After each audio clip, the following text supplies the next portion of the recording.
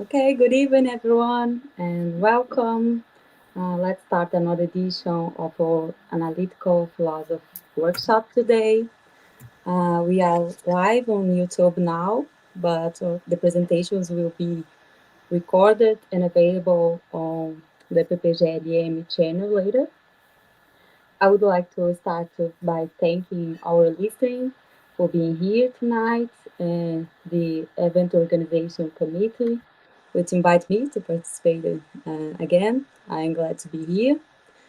And I would also like to thank the Logic and Metaphysics program for supporting this event, and especially our guests who accept our invitation for this evening.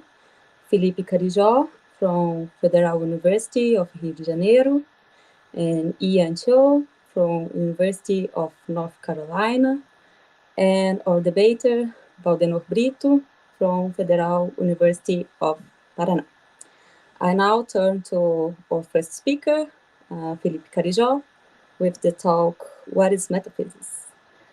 Filipe, you have 40 minutes for presentation, and after we'll have more 20 minutes for debate, okay? We'll put you on the screen.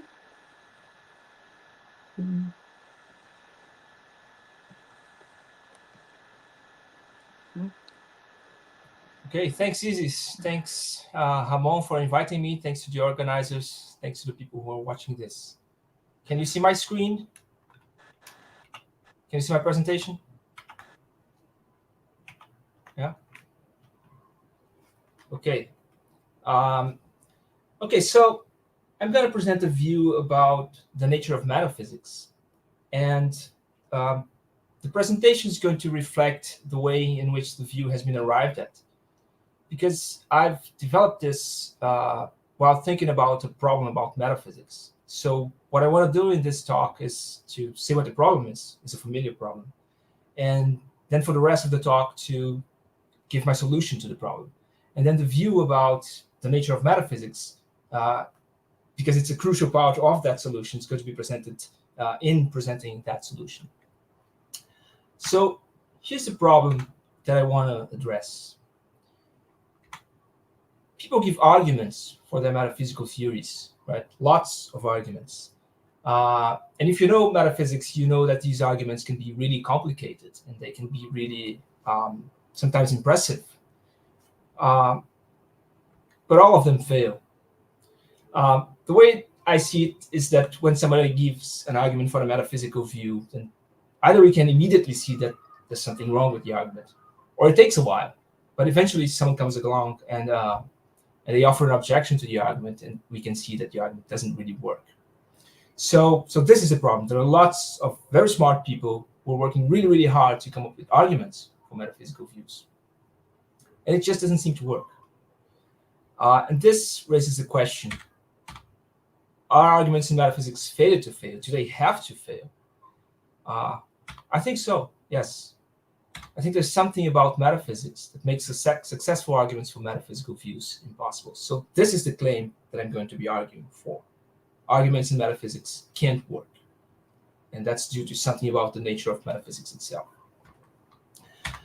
So there's a loose family of metaphilosophical views by people such as the ones listed here, which, while they differ significantly from each other, they have the following in common. And this is my way of putting it. They all stress the fact that, at least for some metaphysical disputes, whether the metaphysical view under dispute is true or false seems to make no difference to the rest of the world. So if you take a metaphysical view and you make it true or you make it false, it seems like nothing else changes in the world. Sorry, Felipe. Your slides doesn't change. I don't. Oh, so what exactly can you see right now? Now introduction changes right now. Is that? Yes, but you should be seeing something that says whether a metaphysical view is true or false seems to make no difference to the rest of the world. We didn't see it. Yeah, but I think it's working. Is it working now? I think it is. Okay. Should we try it again? Okay. Can you see the slides now? No, it's not changed. Okay. Maybe if you put the presentation in the up part of. At, Uh, you mean should I upload the presentation to StreamYard? Is that what you mean? ah, não, tô falando apresentação de slides. Hum. I'm not sure. Quando eu coloco sem tela cheia, funciona? É isso? O Felipe, tá me ouvindo? Tô. Eu acho que o problema é como você tá passando esses slides aí, porque de vez em quando você mexe aqui do lado, nessa barra lateral, os slides mudam aqui na tela. Mas eu não sei se é quando você clica em cada slide individualmente aqui do lado, porque parece que quando você aperta no seu teclado não tá mudando pra gente. Entendi. É porque eu não tô clicando nessa Aí, barra. isso aí tá, agora tá mudando. Tá Então, vendo? porque eu não tô Quando você clicando na faz barra isso. lateral. Quando você faz Eu isso, vou muda. fazer assim. Eu vou fazer assim. Agora tá mudando. Tá. Vou fazer assim. Então. Só que não vai ficar tela cheia, mas acho que não faz mal, né? Não. Mas também se ficar com a tela cheia, acho que você não vê ninguém. Então, talvez seja. Não, eu não vejo de qualquer jeito, que eu tô só olhando minha apresentação aqui. Mas tudo bem. Então, vamos lá. Então, vamos embora. Okay, so where was I? Okay, so as I was saying, there's quite a bunch of people who have stressed the fact that metaphysical disputes are such that the views and the disputes seem like they make no difference to anything else. And again, that's my way of putting it. So here are a couple of examples, and it's supposed to be familiar. So take dualism. And if dualism is true, then the world is different from the way physicalists think it is, because there are these extra non-physical things. But the physical world doesn't change one bit, right? So physicalists can subscribe in advance to whatever dualists think about the purely physical world. Not even brain states, which are supposed to be right next to non-physical qualia, or non-physical, whatever the non-physical properties of our experiences are, don't change even if these properties exist. So it's a very peculiar way in which the existence of these things would not make a difference to anything else. Or take eliminativism about beliefs and desires. If you're in an ordinary context and you say that if you deny a claim that somebody believes something, right? There's a certain person and you're saying that they don't have a certain belief or a certain desire. That's going to commit you to all sorts of games about, say, how that person behaves. But not if you're in a metaphysical context where you're committing to something like eliminativism about beliefs and desires, right? In that case, you're not committing to any kind of bizarre claims about how people behave. So you get to say these things in metaphysics, which sound kind of bizarre, but then it seems that they have no consequences in a peculiar way. So metaphysical debates fail to spread in a way in which ordinary disagreements do spread. And I call this the self-containment of metaphysical disputes. Now, of course, the problem is, what exactly is this self-containment? How do we capture this more precisely? And I think that the people in the few slides back, they were each in their own way, or are trying to capture this. So my view belongs to this family in the sense that I too am trying to capture this phenomenon. And I'm saying this leads to problems. This leads to the impossibility of solving metaphysical disputes. Okay, so all of this has been the introduction. Here's where it really starts. So here's a little bit more about my view. So my view is that metaphysical arguments, successful metaphysical arguments, are impossible because there's a method that you can use to respond to arguments for metaphysical views. And I call it the method of mirroring, for reasons that are going to become apparent. And what the method does when it works is it shows that the argument you're resisting begs the question. It shows that the reasoning is circular. And the thing about this method that matters most is that it's always going to be available in the context of a metaphysical dispute, and it's always going to work. So the way in which the method works doesn't depend on the details of the metaphysical view you're debating. It doesn't depend on the details of the argument that you're trying to resist. And so it's always going to work because it works independently of those things. And you can see that this is how it is just from the abstract description of the method. And it's not a new method. I'm not trying to come up with some new way of doing metaphysics. It's quite the opposite. What I'm trying to do is to systematize and to make explicit something that I think philosophers already do when they respond to arguments. I think they already rely in some way on the method. They just do it implicitly. So you can think of what I'm trying to do as trying to make the rules of metaphysics explicit. And then, of course, to try to show that from the fact that those are the rules, problems follow. In particular, we can't settle the disputes. So it's a bit like the situation in chess that's called draw by insufficient material, which is when there aren't enough chessmen left on the board for either side to win. And you can show that it follows from the very rules of chess that those are situations that nobody can win. Nobody can win those matches. I think metaphysics is pretty much like that. Okay. Where am I? Okay, so here's a little bit more about what mirroring is. So it's primarily not a method for responding to arguments, but for generating descriptions of the world. So the thought is that you start with a description of the world, and then you apply the method of mirroring, and then that gives you a rival description of the world. And I call it this rival image, this rival account or description of the world. That's the output, the mirror image of the original account, the one you started with. I call it the mirrored image because it's so similar to the original account. Just how similar, I'm going to tell you about that in a second. And then the way that you use it to respond to an argument is this. Suppose you're having a metaphysical dispute about proposition P, which your opponent accepts and you reject. And then they say they have this argument from X for their view P. They say X supports my view P. And then you do what you always do, you ask them for their argument for X. But since their argument is just going to be the whole set of claims that they think are relevant for the dispute you're having, that's going to be called, in this talk, their account of X. So their account of X is just the facts that they think are relevant, right? So the relevant facts about X that show that their view is true.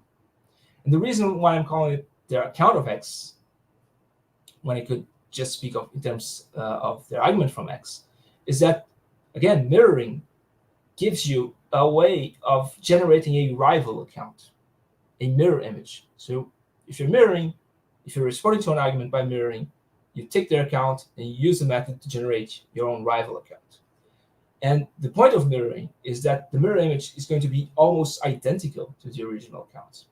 And in fact, it's going to be so similar to the original account. And it's going to be similar in such a way that if you prefer the original account over the mirror image, then necessarily you're begging the question. So that's the general idea.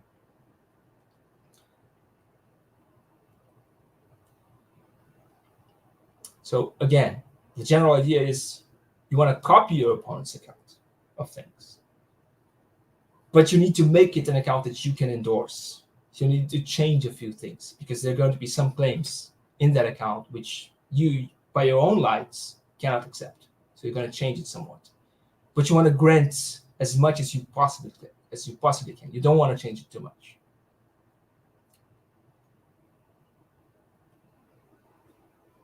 So here are the rules for mirroring. So remember, P is a proposition that you're debating, the proposition that your opponent accepts and you reject. And now they claim they have an argument for P. And now you've heard their argument. In other words, they've given you their account of the relevant facts. Now you've got that account, and what you need to do is first you need to identify every set of propositions in the account that are minimally sufficient for P by your own lights, because those are sets of claims that you cannot accept, at least not all of them, right? Because you yourself think they're a problem for you. So those are the ones you need to do something about. Now, because the claims in those sets are only minimally sufficient for P. So none of them is idle, right? You only need to remove one from each such set. So that's what you're going to do. That's step 2. Remove exactly one proposition from each such set. So what's left now is something that you can endorse by your own lines. Here's the third and final step in mirroring. Wherever necessary, add the counterpart proposition of a proposition previously removed. That is removed in step 2. And then the resulting account is the mirror image. It's the account of things. It's the description of the relevant facts that you're going to put forward as your own rival account of things. So, of course, I need to explain to you what a counterpart proposition is, because that's a technical term. But as Rule 3 makes clear, counterpart propositions aren't always going to be necessary. So what I want to do now is to give you an example of an actual case of someone having actually mirrored someone else's claims in, I think, a pretty clear way, which doesn't involve a counterpart proposition. So I'm going to start by that, and then I'll tell you what a counterpart proposition is and give you another example. Okay?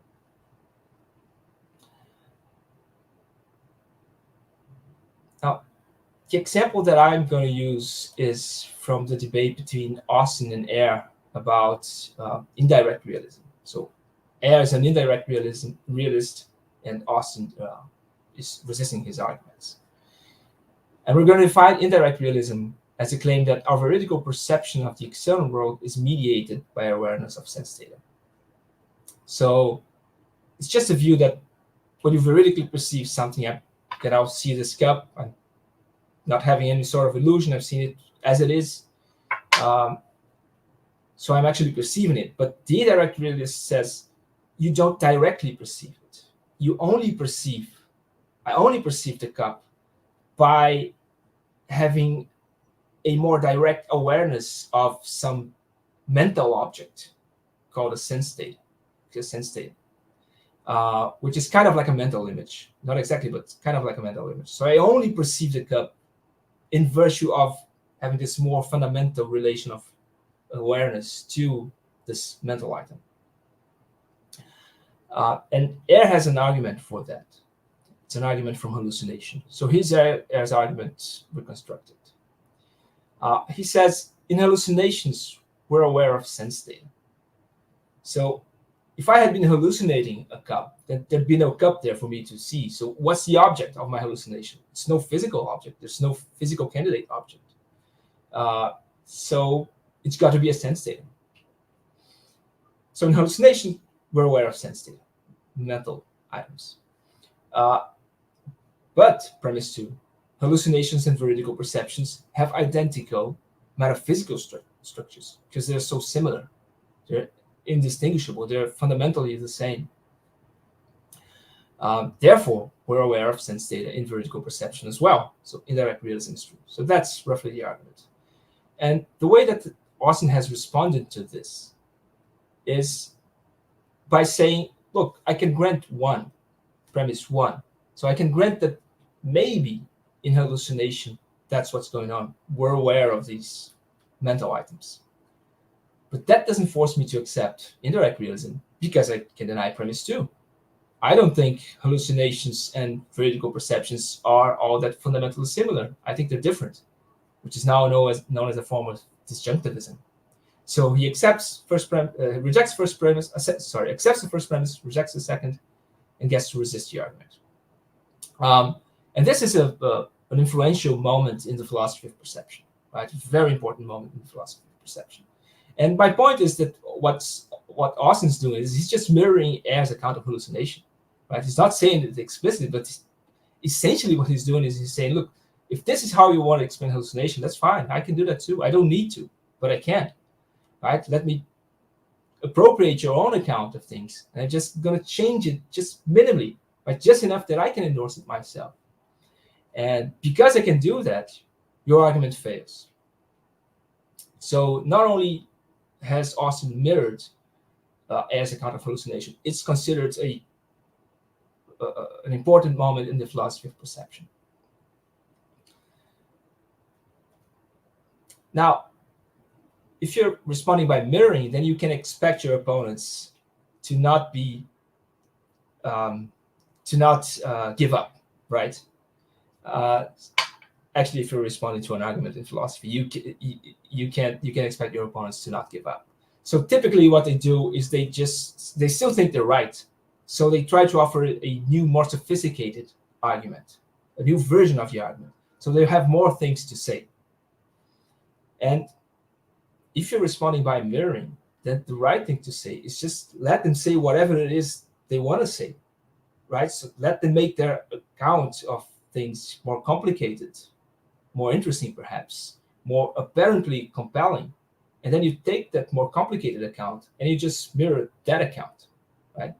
And then they'll have more things to say and you mirror that, and so on and so on. And of course, what happens in philosophy is people typically give more sophisticated versions of arguments that have been objected to, and that has happened in the philosophy of perception to the argument from hallucination. So I want to respond to a more sophisticated argument from hallucination, which is nowadays considered a strong version of the argument. But before I do that, I need to explain to you what a counterpart proposition is.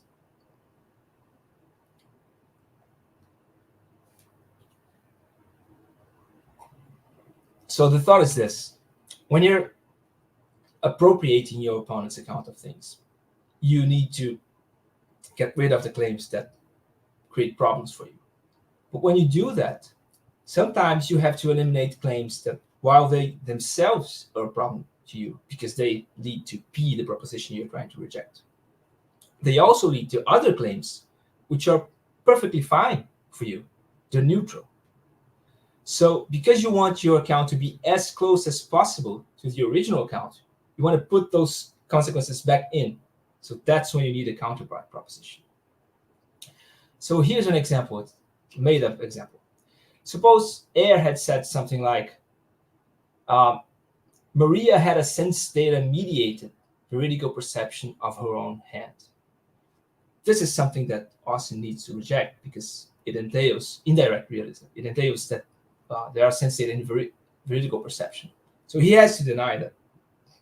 But it also entails all sorts of things which are perfectly fine from Austin's point of view, right? That Maria exists, that people have hands, that people have perceptions, and so on. So what he needs is a counterpart proposition, something that entails everything that the original proposition entails, except for P, the controversial proposition that Austin is trying to resist, in this case, indirect realism. So here's a definition of a counterpart proposition. Oh, sorry. So the counterpart proposition in this case, it's clear what it's going to be, right? Maria had a veridical perception of her own hand. So a veridical perception, just not a sense data mediated veridical perception, because that's going to entail all of the propositions that are neutral while avoiding the problematic proposition about sense data. So here's a definition of a counterpart proposition. Counterpart proposition Q relative to controversial proposition P is a claim or proposition Q star that entails everything Q, the original proposition, entails, except for P. That is, except for whatever would entail P. And just a quick clarification. By entails here, I mean entails jointly with the rest of the account, because you're not very often going to find claims like this one in arguments, say for indirect realism, right? Where the question is obviously being backed. More likely, you're going to have to deny claims that while they themselves don't entail P, the proposition you're trying to resist, they do so in conjunction with the other claims, so the other premises.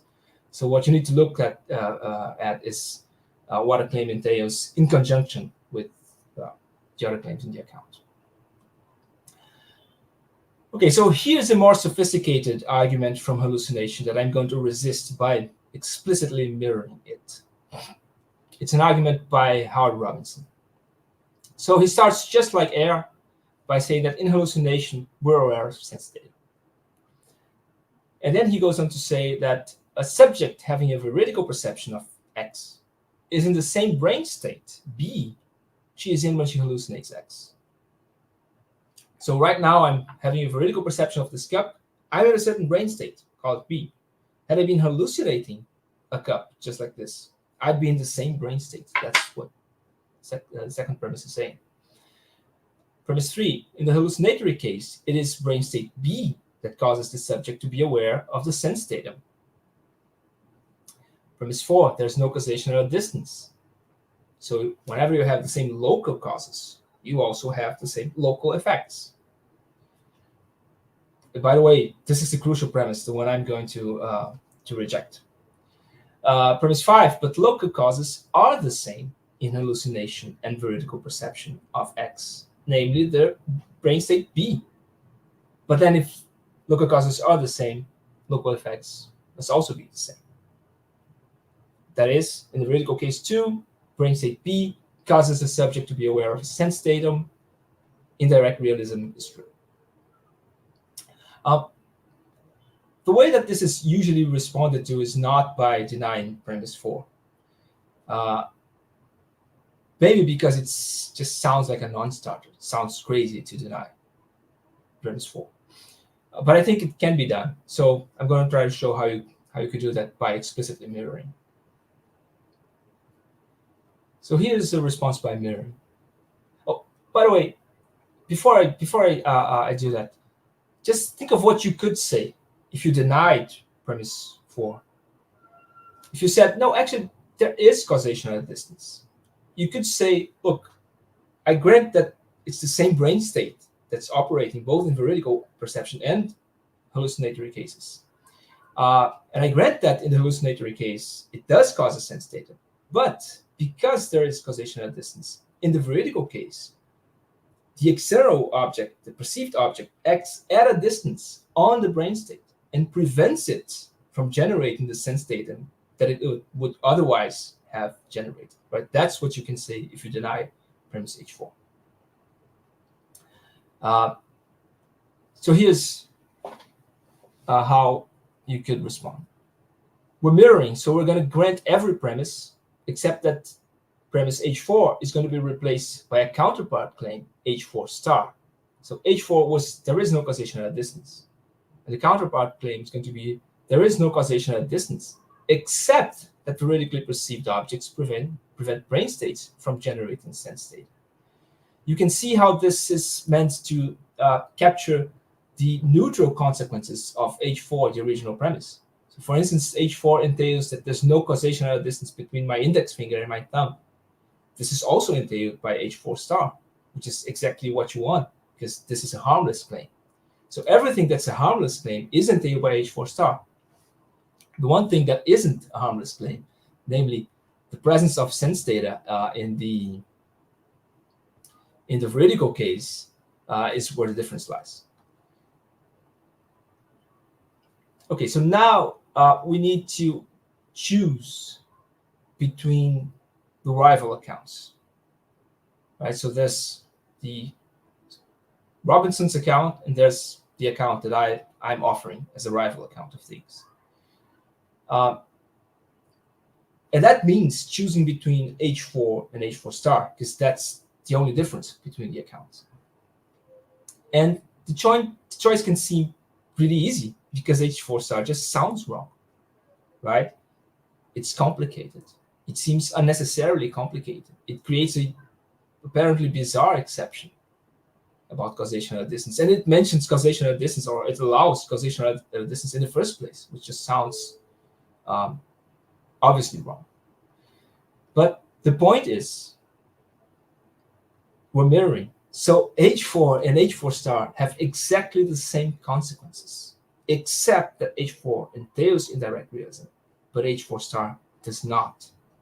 So if you insist that H4 star is, or the account containing H4, sorry, not H4 star, H4, the account containing H4 is superior to the account containing H4 star, then you have to be relying on this principle. And this principle, you're committed to this principle. Other things being equal, an account that entails indirect realism is better than one that doesn't. What does better mean in this context? It means true, right? Because we're aiming at truth. So this just amounts to indirect realism is true, and that's circular. So that's how the response works. Now, the point is that mirroring works in this case, and it's always going to work, because in the context of a response by mirroring, you're always going to be in a situation where you need to decide between rival accounts of X, the original account and its mirror image. But every claim that's part of the original account is also part of the mirror image, unless, of course, it would entail P. So if you choose the original account over the mirror image, you're begging the question. You're assuming the truth of P. Remember, if you respond by mirroring, you can expect people to not give up and to offer a more sophisticated argument from X, because they still think they're right. So just wait till I say more. And then again, the correct reaction is just to keep mirroring. Whatever they say next, add that to their account, mirror that. And then you keep on doing that until you've mirrored their complete description of the world. And there's nothing left to say. And it's still a draw. Okay, so that's my argument. I just want to briefly acknowledge that there are similar notions, similar views in the literature. So this isn't meant to be unheard of. So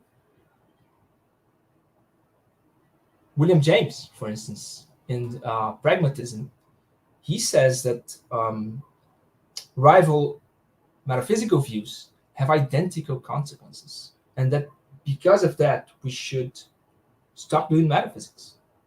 Here's what he writes. He says, both theories that's opposing metaphysical theories have shown all their consequences, and these are identical. So all dispute is idle. So this is really similar to what I'm saying. And also, the course of developing this, I found that some people were saying really, really similar view. I think some people are onto what is essentially the same idea, though there are differences. So there's Karen Bennett's notion of difference minimizing debates. And those are debates, they're metaphysical debates. She doesn't think this applies to all metaphysical debates necessarily. But in her view, there are metaphysical debates where people are minimizing the difference to their opponents. So what's happening there is that each side is trying to say everything the other side says. So the other side says something, and you try to say the same thing because you want to have the same advantages as they do. This is really similar to mirroring.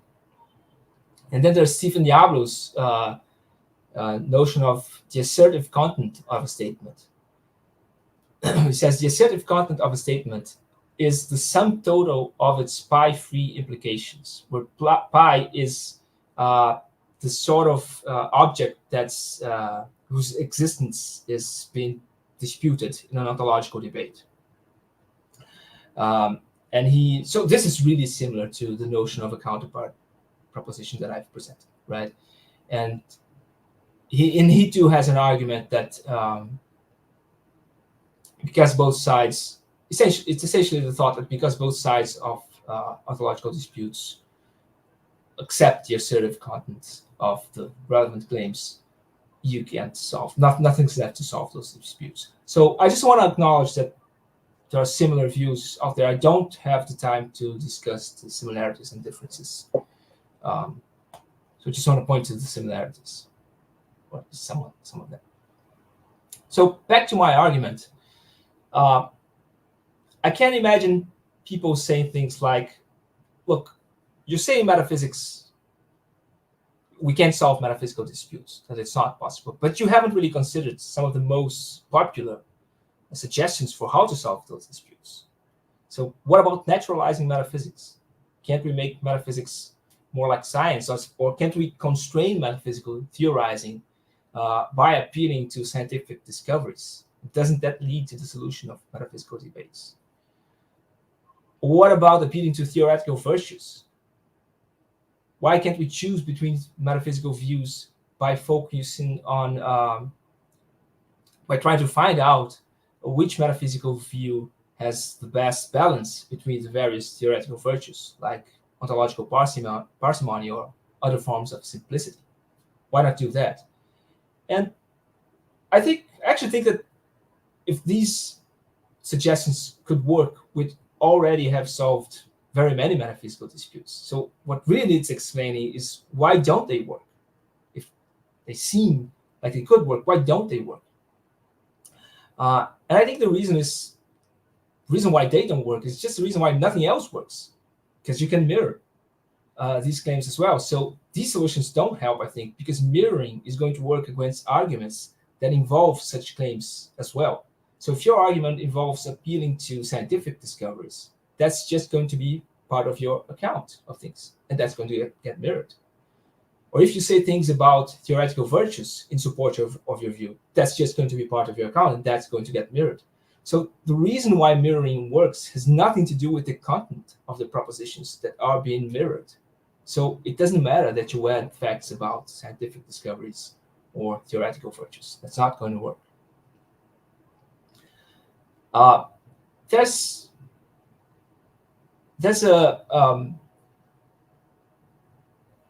this fact about philosophy that Chalmers calls premise deniability, which is just the fact that it's so easy to deny premise in philosophy, right? We come up with these arguments we think are airtight, and we think it would be irrational to deny the premises, and our opponents just find a way to do it, and they get away with it. They find a way to rationally deny the premises. So I think that what I've said in this talk both confirms that this is the case. It really is easy to deny premises in philosophy, but it also explains why this is so, right? Because the thought is, you can always deny something and get away with it if you're prepared to clarify, or at least leave it implicit, that the consequences of denying that, or what would normally be thought of as the consequences of denying that, you're not committed to those, right? Because that's what you do when you're mirroring, especially if you're adding a counterpart claim. So that allows you to say all sorts of apparently crazy things. I just did it with causation at a distance, right? I said, look, maybe there is causation at a distance, but wait a second, it doesn't have the sort of implication that you normally think it has, not the sort of causation at a distance that I'm speculating about. Because the sort of causation at a distance that I'm speculating about gives me exactly what I need: absence of sense data in the veridical case. No more, no less. So the way that this works, I think, is that you're sort of making claims and taking them back. You're not exactly taking the claims you've made back, but what you do take back is the consequences that we normally think are consequences of saying the thing that you said. So you say something, and then there's this sort of disclaimer that's often implicit about how you don't subscribe to the consequences of doing that. And this trick, I think, allows you to deny any premise at all. And of course, we don't do this only when we're responding to arguments. I think we do this at the level of suggesting the theories in the first place. So when we're suggesting a metaphysical theory, we do this, right? So you say, look, there are no beliefs. Nobody believes anything. And then the consequences that would normally be thought of, like in an ordinary context, as coming with that, you clarify that you're not committed to that. So you're not committed to any particular claims about behavior, say. So the same thing that allows you to deny any premise at all is also the same thing that in metaphysics is also the same thing that allows you to speculate metaphysically in the first place, namely mirroring. Okay, so I just I'm not sure how time I have, but do I have time? How am I doing for time? I think we will still have 10 minutes because we have technical issues before. But... That's great. Okay, so I want to consider and respond to two objections that have actually been raised to me, because I think that responding to them allows me to clarify important things about my view. And both of them are ways of expressing a worry about my view, which is a worry that arises for anti-metaphysical views generally, namely that they're self-undermining. Because it's a historical fact that anti-metaphysical views tend to be themselves metaphysical. They turn out to be metaphysical. And hence they're self-undermining, right? If you're saying that there's a deep problem with metaphysics, but then your theory of what the problem is itself metaphysical, that's a deep problem for you. So there's this worry that I need to address. So I want to consider two versions of this worry. So the first is that my view has metaphysical assumptions of its own, right? So it's already metaphysical. And one way in which you could make that charge is by saying something like the following. You rely on something like the analytic-synthetic distinction, which is itself metaphysical. After all, you reject Quine's web of belief view. So the thought here is that in Quine's web of belief view, there's no proposition that's guaranteed to not be revised in light of new experience. Not even mathematical propositions are guaranteed to not be revised in light of new experience. So there's no distinction between the propositions that can get revised as new experience comes in, as new data comes in, and those that cannot. And it seems that I reject this.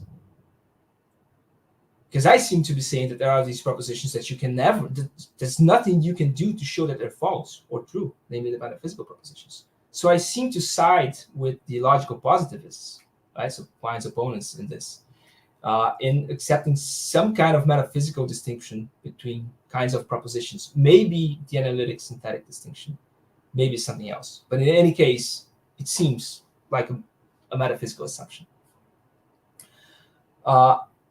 And the responses to this is that I really don't accept any metaphysical distinction between kinds of propositions. I'm not doing metaphysics. But I can see why it could seem that I do, that I'm relying on on a distinction of that kind, because I do draw a distinction that can seem like a distinction of that kind. It can easily be mistaken for that. So here's a clarification that I need to make. My view is not about the metaphysics of metaphysical propositions.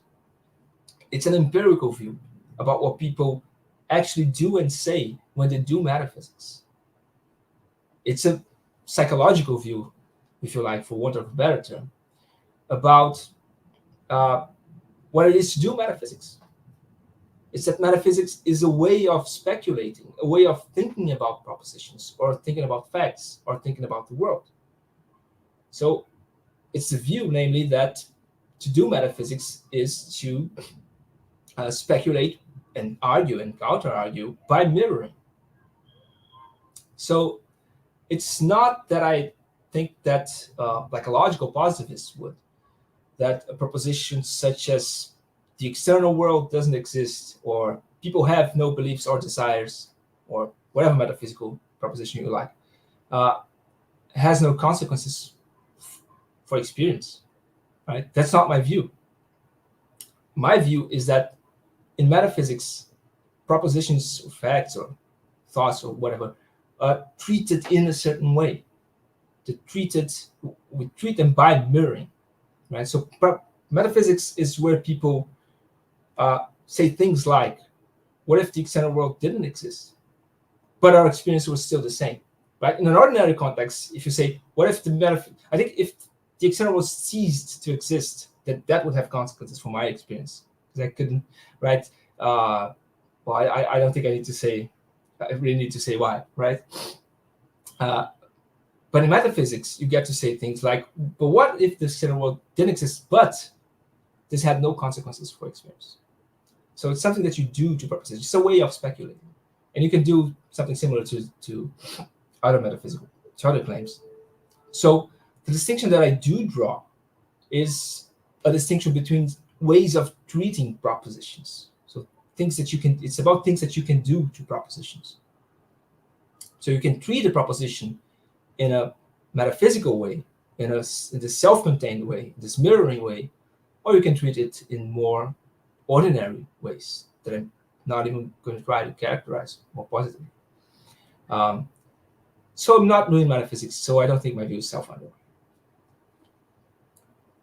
So here's a different way that you can raise the worry.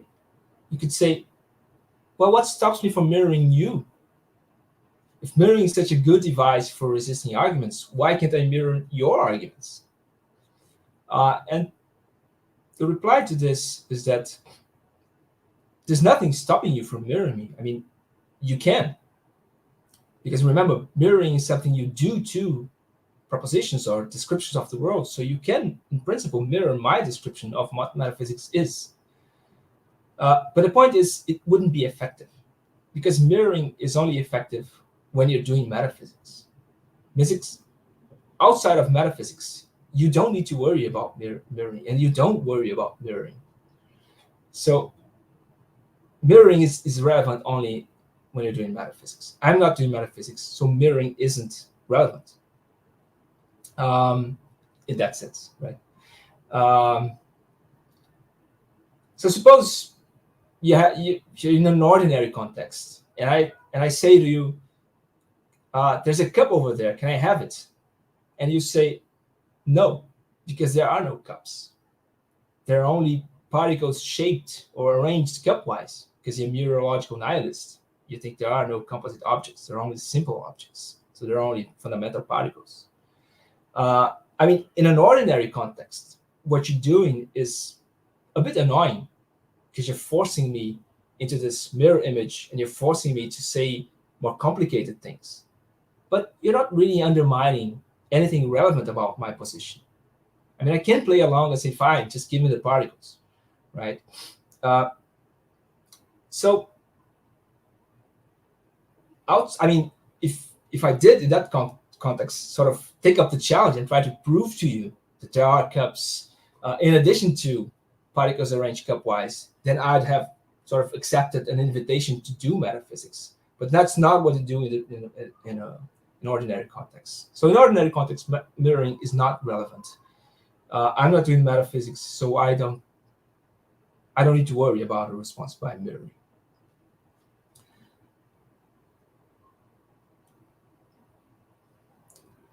Okay, so if this is right, then what? Well, I think we should stop trying to find arguments for metaphysical views, because it's not going to work anyway. It hasn't been working, and it can't work, in my view. And in a way, that means abandoning metaphysics. But that doesn't mean there's nothing to work on about metaphysics. I think we should move to meta-level questions, which are questions, at least the ones that matter, in my view. They're questions about metaphysics which aren't themselves metaphysical. They're psychological, sociological, maybe historical questions about metaphysics, such as, why do you think of mirroring as a way of inquiring into the deep nature of things? Because if I'm right, metaphysics is mirroring, and we do think of metaphysics as deep. Why do we suffer the illusion of non-question begging arguments? Because we do. Some arguments in metaphysics just, at least initially, sound like they have to work. But if I'm right, they always beg the questions. Why do they seem like they have to work? Why are we prone to doing metaphysics in the first place? Why are we prone to these kinds of speculations and disagreements? If I'm right, those are the real mysteries of metaphysics. If I still have few minutes, then maybe I can offer a few tentative answers to these questions. If Isis doesn't stop me, I'm just going to go on. I'm almost done. So first thing I want to say about one of these questions is, why do certain arguments look good, at least initially? Which I sort of take as equivalent to the question, what makes a metaphysical view look bad, or things you say in defense of a metaphysical view look bad? Well, I mean, this is what I'm going to say now isn't entailed by my view, but I think it's enabled by it. And it's not meant as a complete explanation of anything. I just think this is part of what's going on. So I think one thing that makes a metaphysical view or a defense of a metaphysical view look bad is doing things which really would be bad in an ordinary context. So if you weren't mirroring, such as multiplying one's ontology, that should be multiplying entities without necessity. In an ordinary context, you have a good reason not to do that, pragmatic reasons, right? So it's a bad thing for you to do outside of metaphysics. So if you do it in metaphysics, kind of sounds like you're doing something wrong, or creating bizarre exceptions, like I did with the claim about causation at distance. Creating that sort of exception in an ordinary context, it's the sort of thing that's really is bad. So it looks bad in metaphysics, even though you can find a way to get away with it. And I think that just probably mirroring in a way that's too evident, which is what I did in response to Robinson's argument from hallucination, doesn't make what you're doing look very good either, because it just looks like cheating, which in a way it is, but also it's something allowed by the rules. Right? So I think generally if you do things, say things which in an ordinary context would have been crazy, like people have no beliefs or desires or whatever, that's the sort of thing that's going to look bad in a metaphysical context, even though you can get away with it. You say these things. And the final thing I want to say is something about why metaphysics seems deep. And again, this isn't meant as a complete explanation or anything. I think this is just part of what's going on. So both philosophers and people who do metaphysics or just like metaphysics or are drawn to metaphysics think that metaphysics is somehow about the deep nature of things, where this, in some sense, that we can never really explain adequately, contrasts with the way in which science is about the nature of things, and even sometimes about the deep nature of things, because science is. So what accounts for this difference, or this felt difference? I think that if you look at how we do things in science or just ordinary discourse and investigation, we are satisfied with learning about things by looking at how they affect other things. And I don't mean just claims in science about electrons and quarks and things that you can't see directly, but just ordinary knowledge that we have. So if I know that there's a bottle of water in the fridge, maybe it's because you told me. So that's knowing about that. That's knowing that the proposition is true by knowing that another proposition is true, because truth of one had as an effect the truth of the other, right? And we're normally satisfied with that. And even if I know that there's a bottle of water in the fridge because I can see it, that's still learning about the bottle of water by its effects on me, right? And I think that in metaphysics, we're trying to learn about the nature of the world, or facts, or which propositions are true, in a less indirect way. We're trying to look at the proposition itself, and not at the effect that it would have, or would normally be been thought to have, on the rest of the world. So we're thinking, what if this were true, or what if this were false, but nothing else changed? And that sounds like it is like a way of more directly investigating the truth value of a proposition. And it's too bad it doesn't work, but you can see how nice it would be if we could actually assess the truth value of propositions in that more direct way. I think we're trying to do something like that in metaphysics. That is part of our account, not the entire explanation, but part of what accounts for our sense that metaphysics is about the deep nature of the world. But again, I think we should turn to these meta-level, psychological, sociological, non-metaphysical issues, because if I'm right, those really are the real mysteries of metaphysics. Thank you.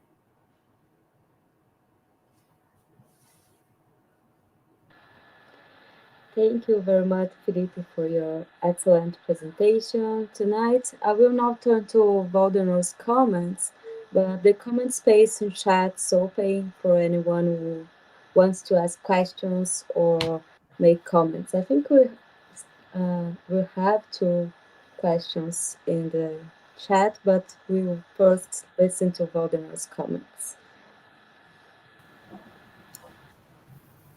Well, thanks for the very interesting lecture, Filipe Carijó. Your presentation compels us to think about significant metaphysical questions. You address an important point. In fact, I agree with you that this mirror method, is a pervasive attribute of so many discussions in analytic metaphysics, especially when we talk about self-contained metaphysics. It's so pervasive, in fact. However, I do not find your conclusion totally compelling. Yes, the mirror method exists. Mirroring is effective as a dialectical tool. Your discussion illustrates the reason why we metaphysicians are ready to play out for stalemate. However, I think there are good and bad ways to play out for stalemate. You talk about it in a final part. There are good and bad ways, I think. Then I went to discuss a little bit of it. In my first question regarding your lecture concerns to the end result of mirroring, the final result of mirroring. I will take your examples. As you said, the metaphysician always can identify the minimally sufficient sets for concluding P. For mirroring, there are two possibilities. I'm going to use the second option for my example. The second option uses counterpart proposition for mirroring. In this case, besides the non-removed propositions of the minimally sufficient set, the original account has the original proposition in the conclusion P, and the mirror account removes this original proposition and then asserts a counterpart proposition in its place. This counterpart proposition is a very special proposition in that because it entails everything the original proposition entails except for P. I repeating your lecture. Then the original account has the original proposition, the mirror, the counterpart. Okay, my problem with your contention, your conclusion, in front of it, is that you seem to suggest that this close similarity has turned both accounts equally plausible. It sounds wrong for me. Consider the case involving counterpart proposition. Yes, you can use the counterpart proposition for avoiding the conclusion P. However, it is not guaranteed. It did not guarantee that the new resultant sets of propositions preserve the same theoretical plausibility than the original one. Maybe the new set is more plausible, maybe it's less plausible. The reason is that I think asserting the counterpart proposition maintains everything the original proposition entails besides P. But this counterpart proposition does not necessarily entail only what the original proposition entails. This counterpart proposition does not necessarily have the same exact consequence as the original one. It means that besides P, the mirror account can introduce other different propositions not entailing P, but maybe more undesired than P itself. Your example is a case in point about Robson, the more sophisticated argument. The mirror account introduces causation at a distance.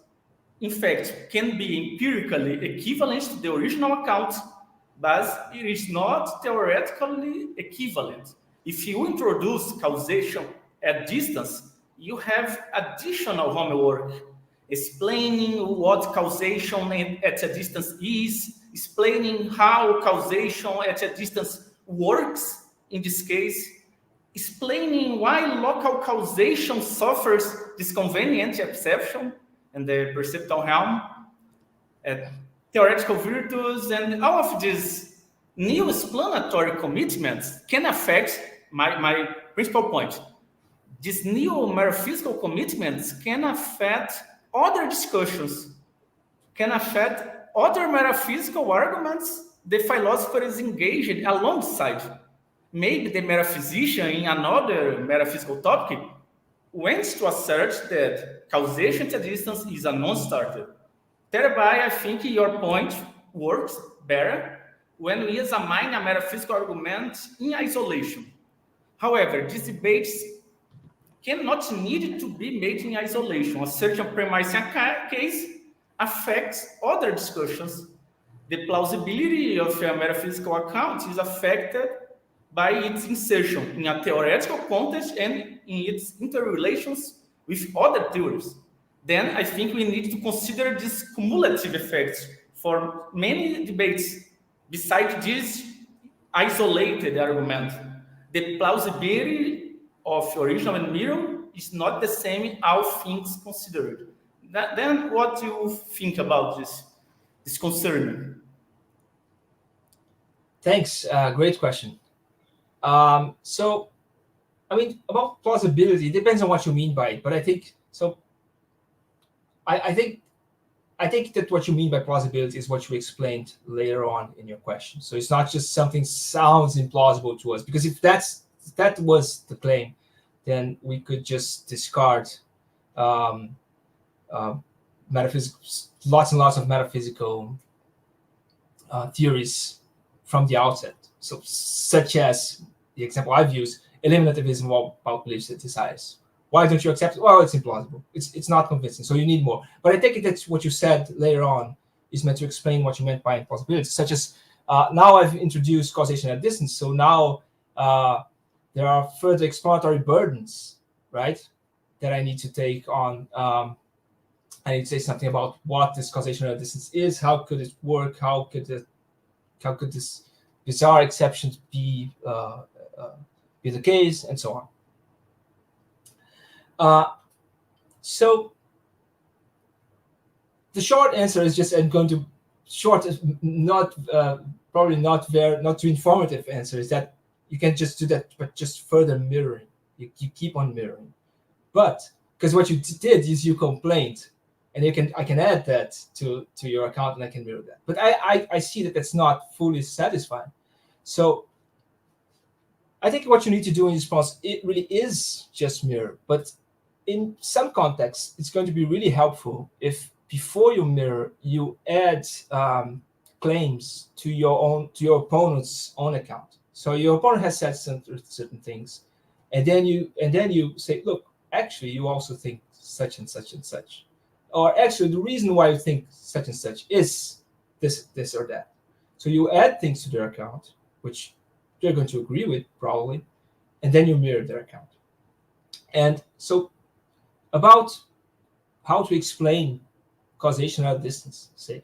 So this is going to be really sketchy, but the point is you could say, look, your view says causation at distance cannot occur in such and such a way. It also cannot occur in this other way. It also cannot occur in this third way. That's your view, because you think causation at distance cannot occur, period. Right? So for all of the ways that causation at distance could conceivably or in principle occur, you say they can't occur. So that's your more complete account of things. So I'm going to take that and I'm going to mirror that. So obviously I'm going to, at least one of those ways in which you yourself think causation at distance couldn't possibly occur, I'm going to deny that, and I'm going to say that's how it occurs, right? So that's part of the answer.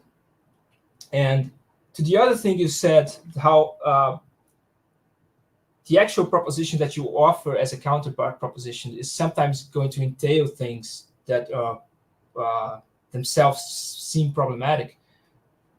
I think I've partly answered that, but I think mostly the point of adding a counterpart proposition is letting your opponent know what it is that you're up to, what it is that you're doing. So I think when you add a counterpart proposition, you make it more clear to your opponent that you're going to, as Karen Bennett says, say everything they say.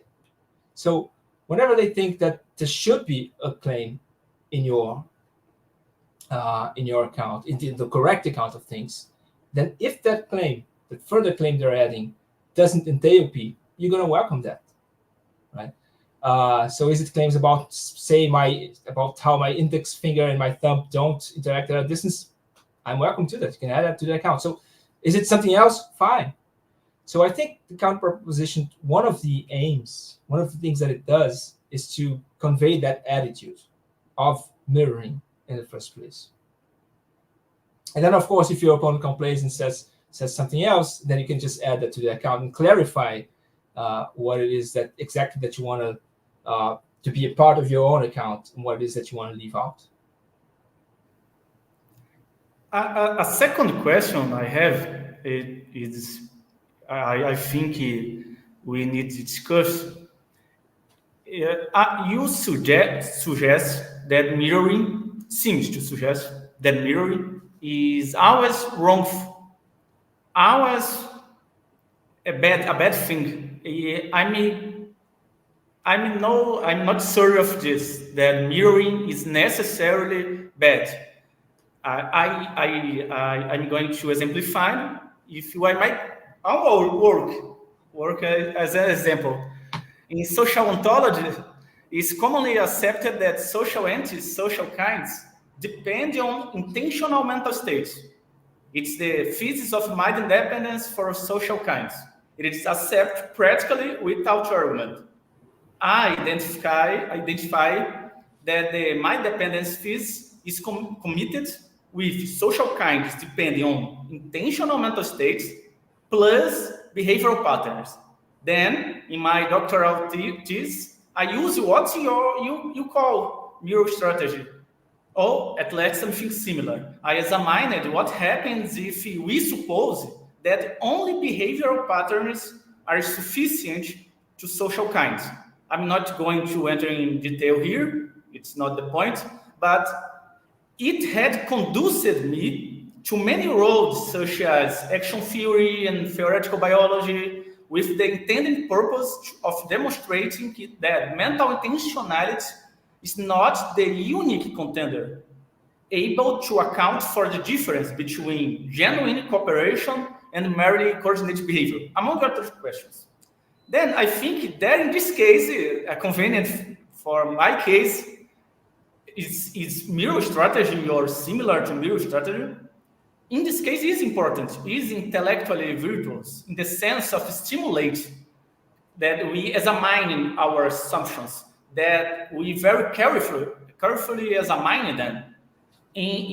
For using an example you use in your lecture, the Robson sophistication of the argument for indirect realism and the mirror method used against the Robson argument lead us to discover, I guess, to discover a more intimate link between the question of sense data in perception and the general attribute of causation, a more intimate link if the same sense data is involved in veridical perception and hallucination, and if causation is local or not.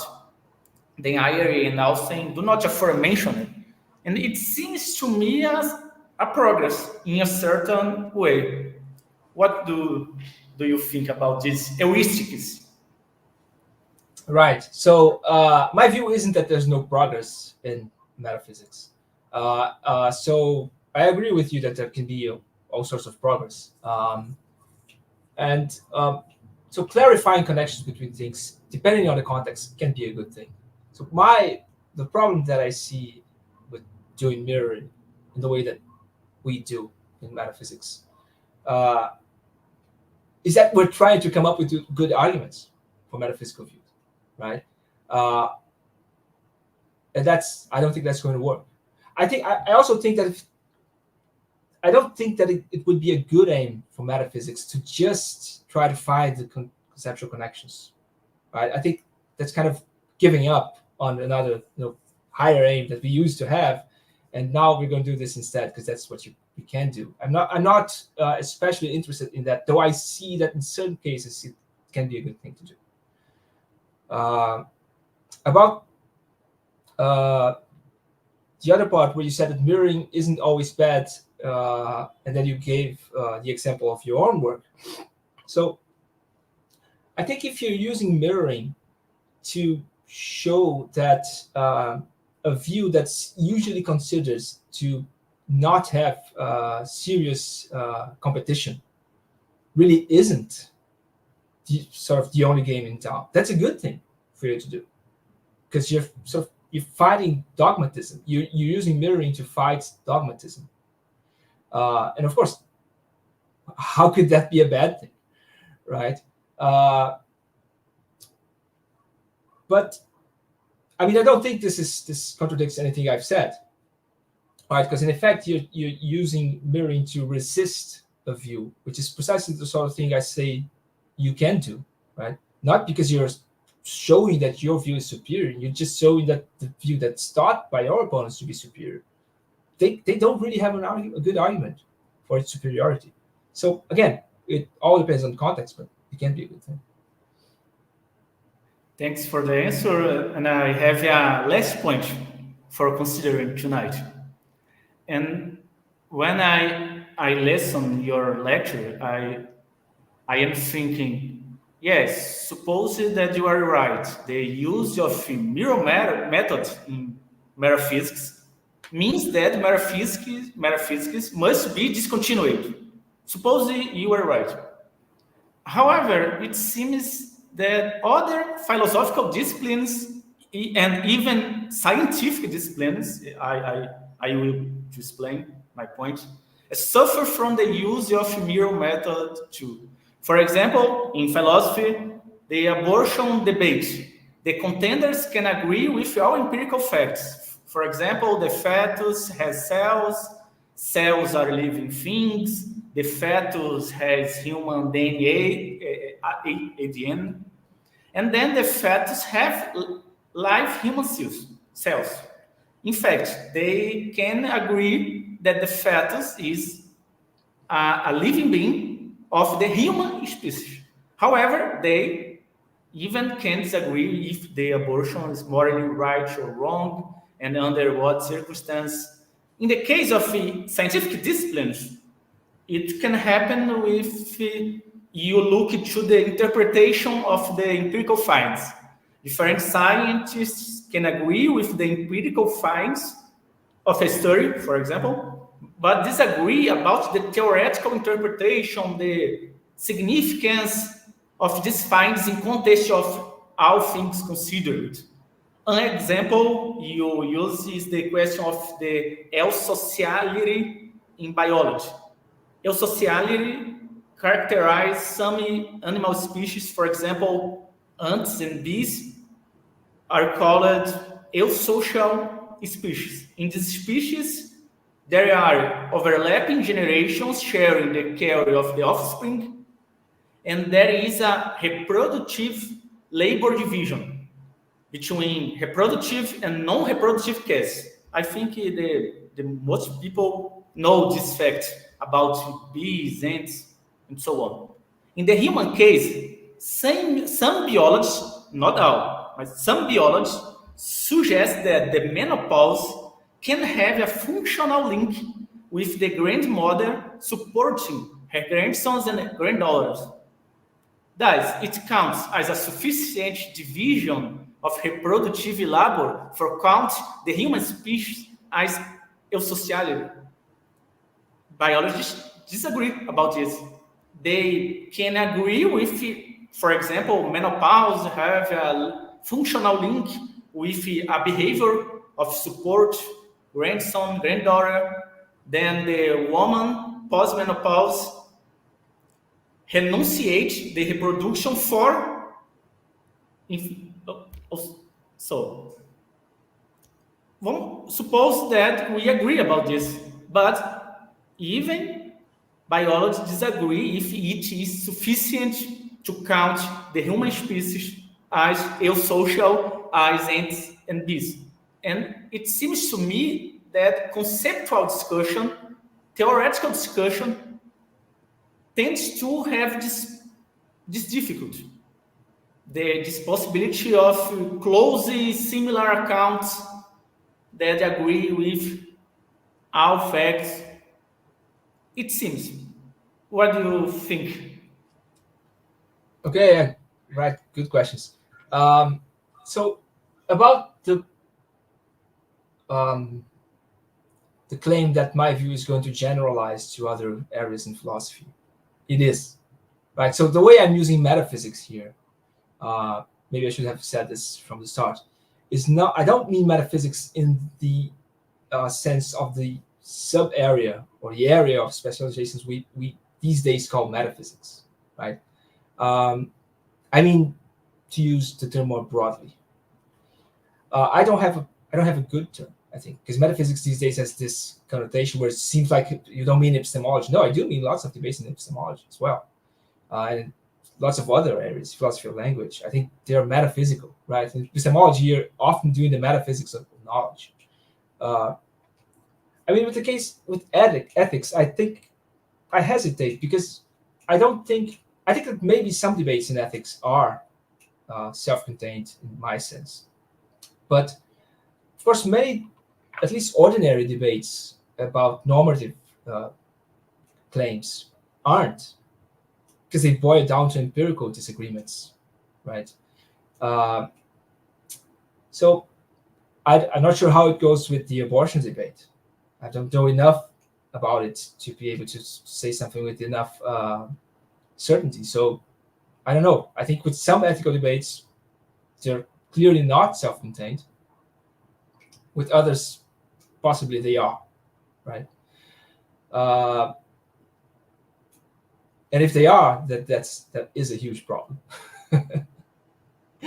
uh,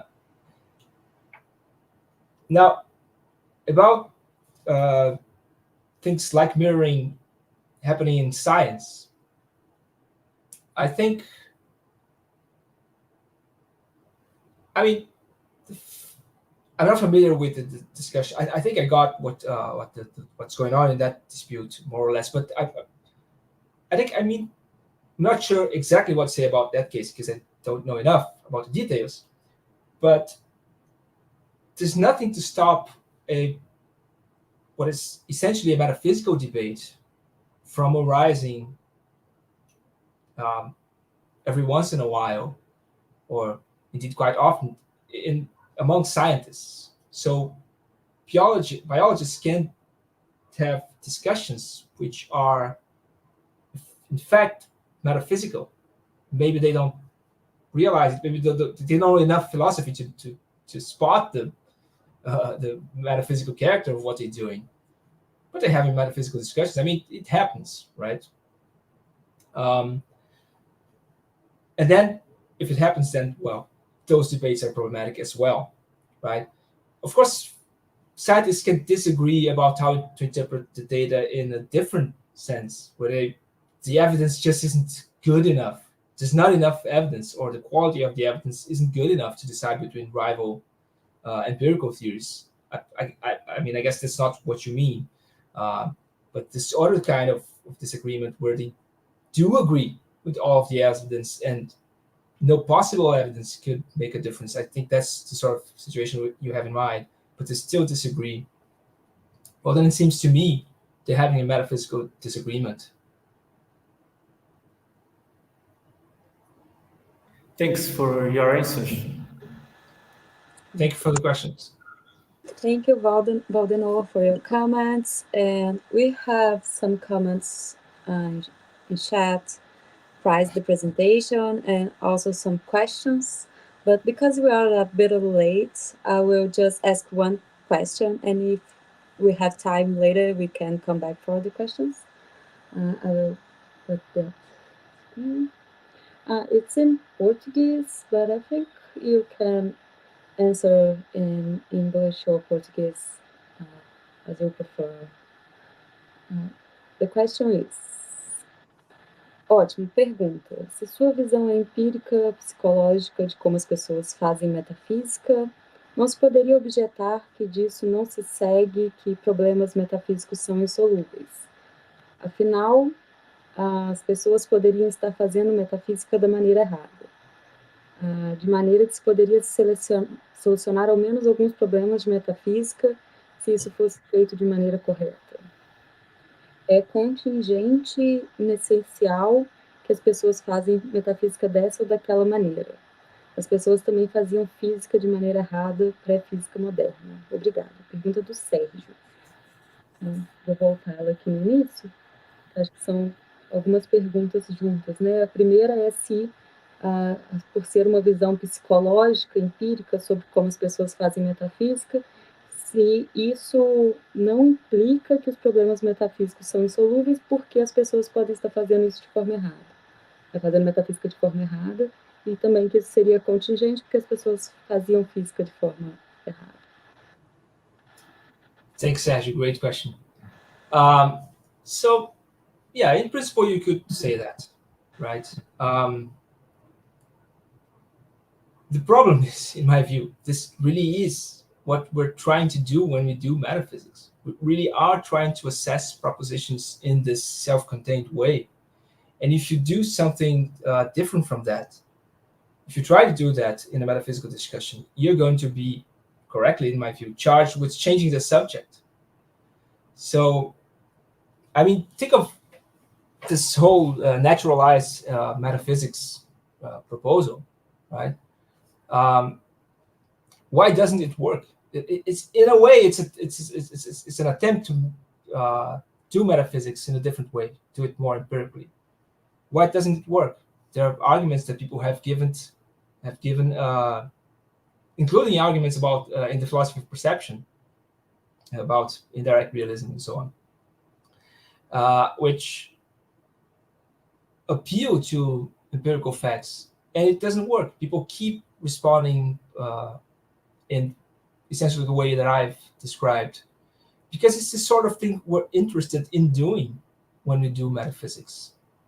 So, I mean, you're welcome to say, look, this way of doing metaphysics doesn't work. Let's do something else. If you want to keep calling it metaphysics and say this is the right way to do it, I think you're saying something that's a little bit confusing, because it makes it seem like what we're trying to do all along wasn't mirroring. But in the end,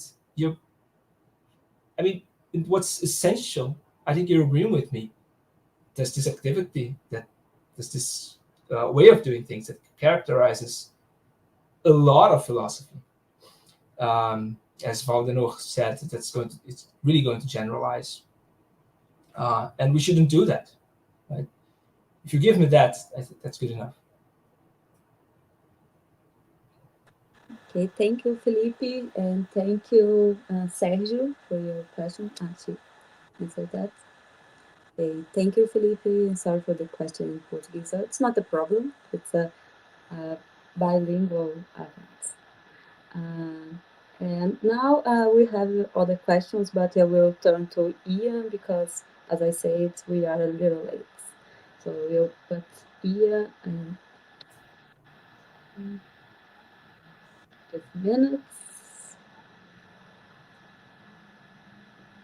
Welcome, Ian. Hi. Ian from Will President lecture, is Platonism about universals compatible with divine aseity? Are you going to share your screen, Ian, or should I share the Thank screen? you, Isis.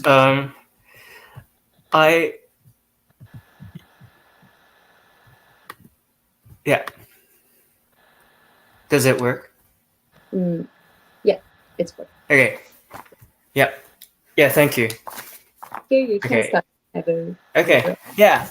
So my presentation today investigates the compatibility between a doctrine of traditional theism, divine aseity, and a view about universals, Platonism. Divine aseity, DA, is a central tenet of traditional theism. According to DA, God enjoys an existence that is absolutely self-sufficient and independent. God is the fundamental pillar of reality on which everything else depends. Such an idea, however, is considered by some to be incompatible with Platonism about universals. In this presentation, I will discuss a number of arguments against the compatibility between the two ideas. As I will argue, while it's unclear that there's any general incompatibility between the existence of Platonic universals and divine aseity, there is a clash between Platonism and divine aseity with respect to some specific class of Platonic universals, namely, universals that correspond to God's attributes. I conclude with some preliminary remarks on how a theist may choose to proceed upon recognizing such a conflict. So, as said in the introduction, divine aseity, DA, is a tenet of traditional theism. It is standard to formulate the idea as the conjunction of the following two claims. DA1, necessarily, God does not depend for his existence on anything distinct from himself. DA2, necessarily, everything distinct from God depends for its existence on God. Let's clarify what notion of dependence is relevant here. The relevant forms of dependence fall under Carrera's umbrella term, explanatory dependence, with one exception, important exception that I will mention later. Explanatory dependence is closely tied with because or in virtue of claims that metaphysicians commonly make. Such claims express explanatory relations that are objective or independent of the epistemic states of any subject or group. A fact P depends on another fact Q in the explanatory sense, just in case P holds at least partly in virtue of Q's obtaining. Here are some examples of explanatory dependence: causal dependence, supervenience, and constitutive dependence. Yet, there is one form of explanatory dependence that I want to exclude, namely conceptual dependence. This exclusion is needed to preclude DA2 from having the unhappy implication that statements affirming the existence of a non-God entity must be analyzed with reference to God. From now on, I will use the term explanatory dependence with this qualification tacitly in effect. So it is important to distinguish explanatory dependence from purely modal forms of dependence, such as the following. Rigid existential dependence. X rigidly depends for its existence upon Y, is defined as necessarily X exists only if Y exists. Generic existential dependence. X generically depends for its existence on objects of sort F, is defined as necessarily X exists only if there's some Y that has F. Many think that dependence relations cast in such modal terms are too coarse-grained to capture the specific forms of dependence that interest metaphysicians.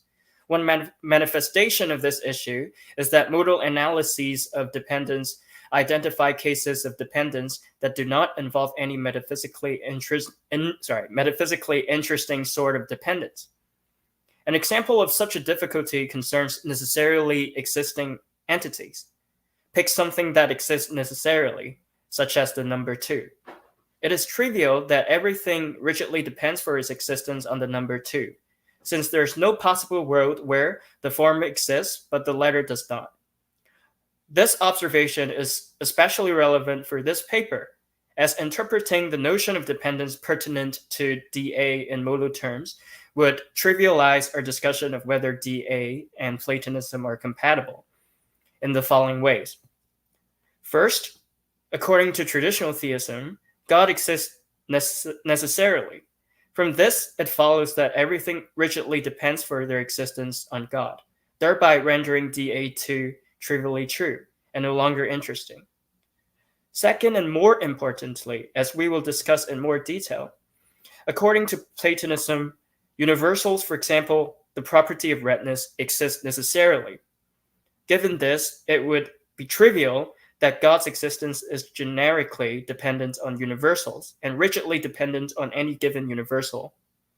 This would make DA1 trivially false, and Platonism about universals would be blatantly incompatible with divine aseity. For these reasons, it is important that the relevant forms of dependence expressed in DA are not merely modal. So now I'm going to talk about the phenomenon of one over many. So A is a red cube, B is a red sphere. While B differ from A in shape, B shares with A the same color. C is a blue cube, while C shares with A the same shape. C has a different color than A. Although the colors of A and B and the shapes of A and C are the same in some important sense, they are not numerically identical. To see this, even if A were not red, B would still be red, vice versa. Whether C were a cube or not, A could still be a cube, vice versa. But if the qualitative sameness between A and B and A and C is not numerical identity, what does it consist in? So I've just briefly stated what it's called the phenomenon of one over many. An adequate theory of predicables or universals must explain this phenomenon. A way to do so is to affirm the existence of abstract universals. Doing so makes available a straightforward answer to the problem. Numerically distinct objects share the same property because they exemplify the same abstract universal. Those who take this route are committed to the following claims. ER1. There are abstract universals. ER2. For any particular x and any property f, x has f if and only if x exemplifies the abstract universal UF. ER3. For any particular x and any f that is a property of x, x's having f is explanatorily dependent on x's exemplification of the abstract universal UF. And finally, ER4. For any pair of numerically distinct objects x and y and any property f, if x and y share f, then their sharing f is explanatorily dependent on the fact that x and y exemplify the same abstract universal UF. I've labeled this combination of views of the propositions I've just mentioned explanatory realism, since not all who deserve the name realist share the explanatory ambitions manifested by ER3 and ER4. Some realists accept only ER1 and ER2. On their view, there are abstract universals. Particulars having a property is materially equivalent to its exemplification of some relevant abstract universal. Yet they do not hold that the former is explained by the latter, let alone the view that qualitative identity in numerically distinct objects holds in virtue of their exemplifying the same universal. That said, many Platonists are committed to the full package of ER. More importantly, many of the challenges to the compatibility between Platonism and divinicity only arise on the assumption that ER is true. Hence, in this paper, I will restrict my attention to forms of realism that are committed to ER. Let's henceforth refer to explanatory realism simply as realism and its proponents realists. So realists further split into at least two big camps, Platonists and Aristotelians.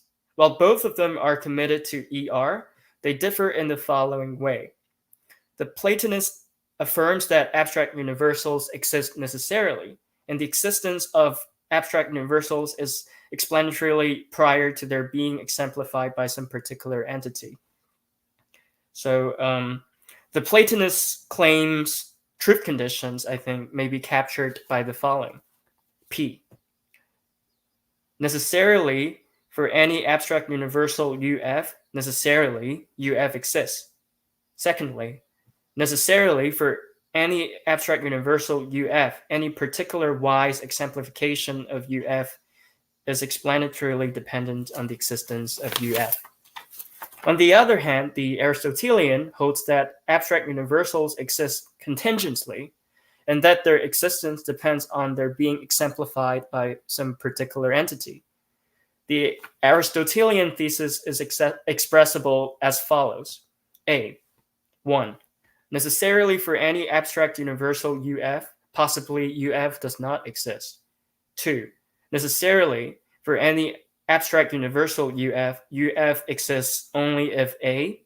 There's some particular X that exemplifies UF, and B. The existence of UF is explanatorily dependent on X's exemplification of UF.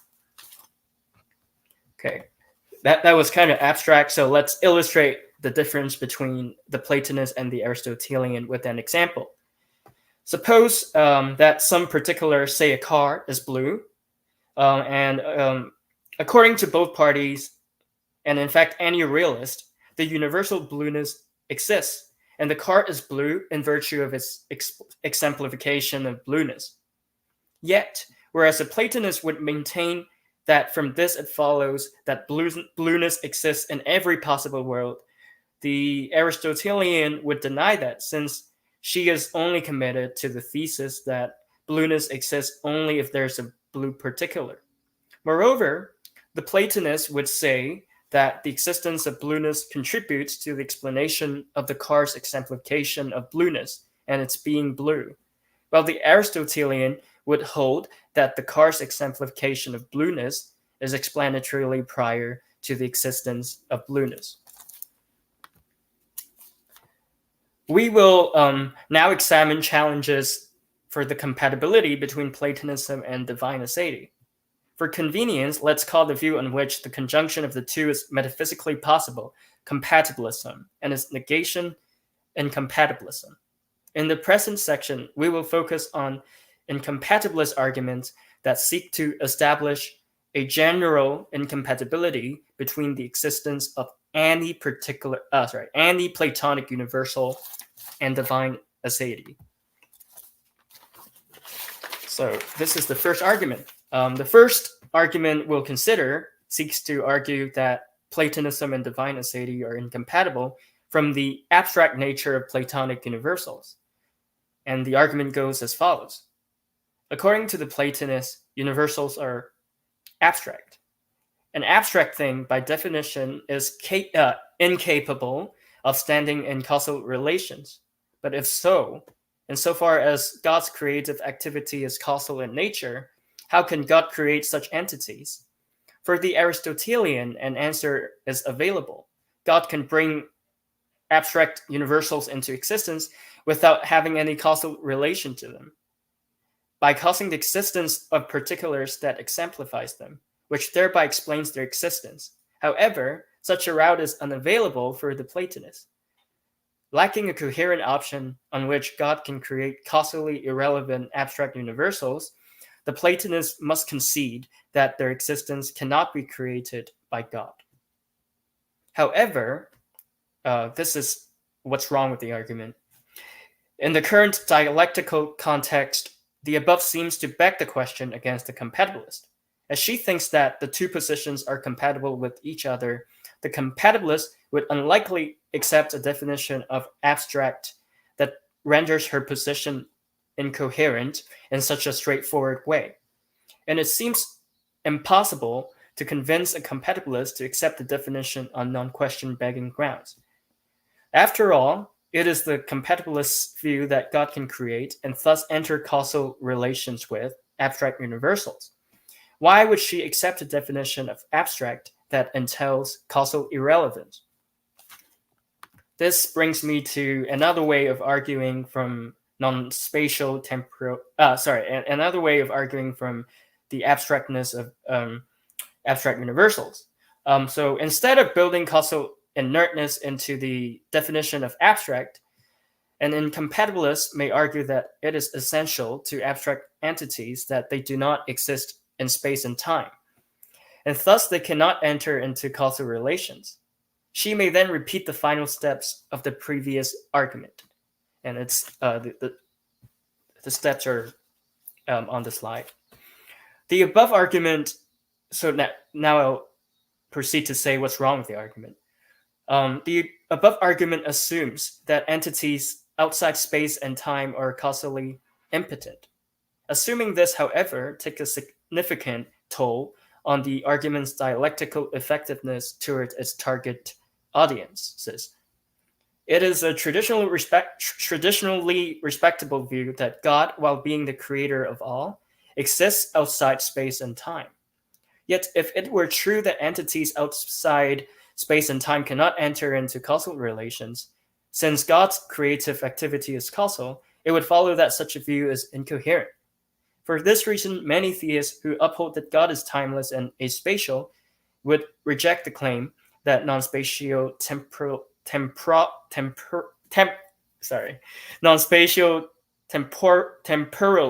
temporality precludes causality. Okay, next slide. But in fact, the dialectical power of the argument is dubious even toward a theist who holds that God is in time. To see this, such a theist, like any theist, holds that God, despite being outside space, is capable of causality.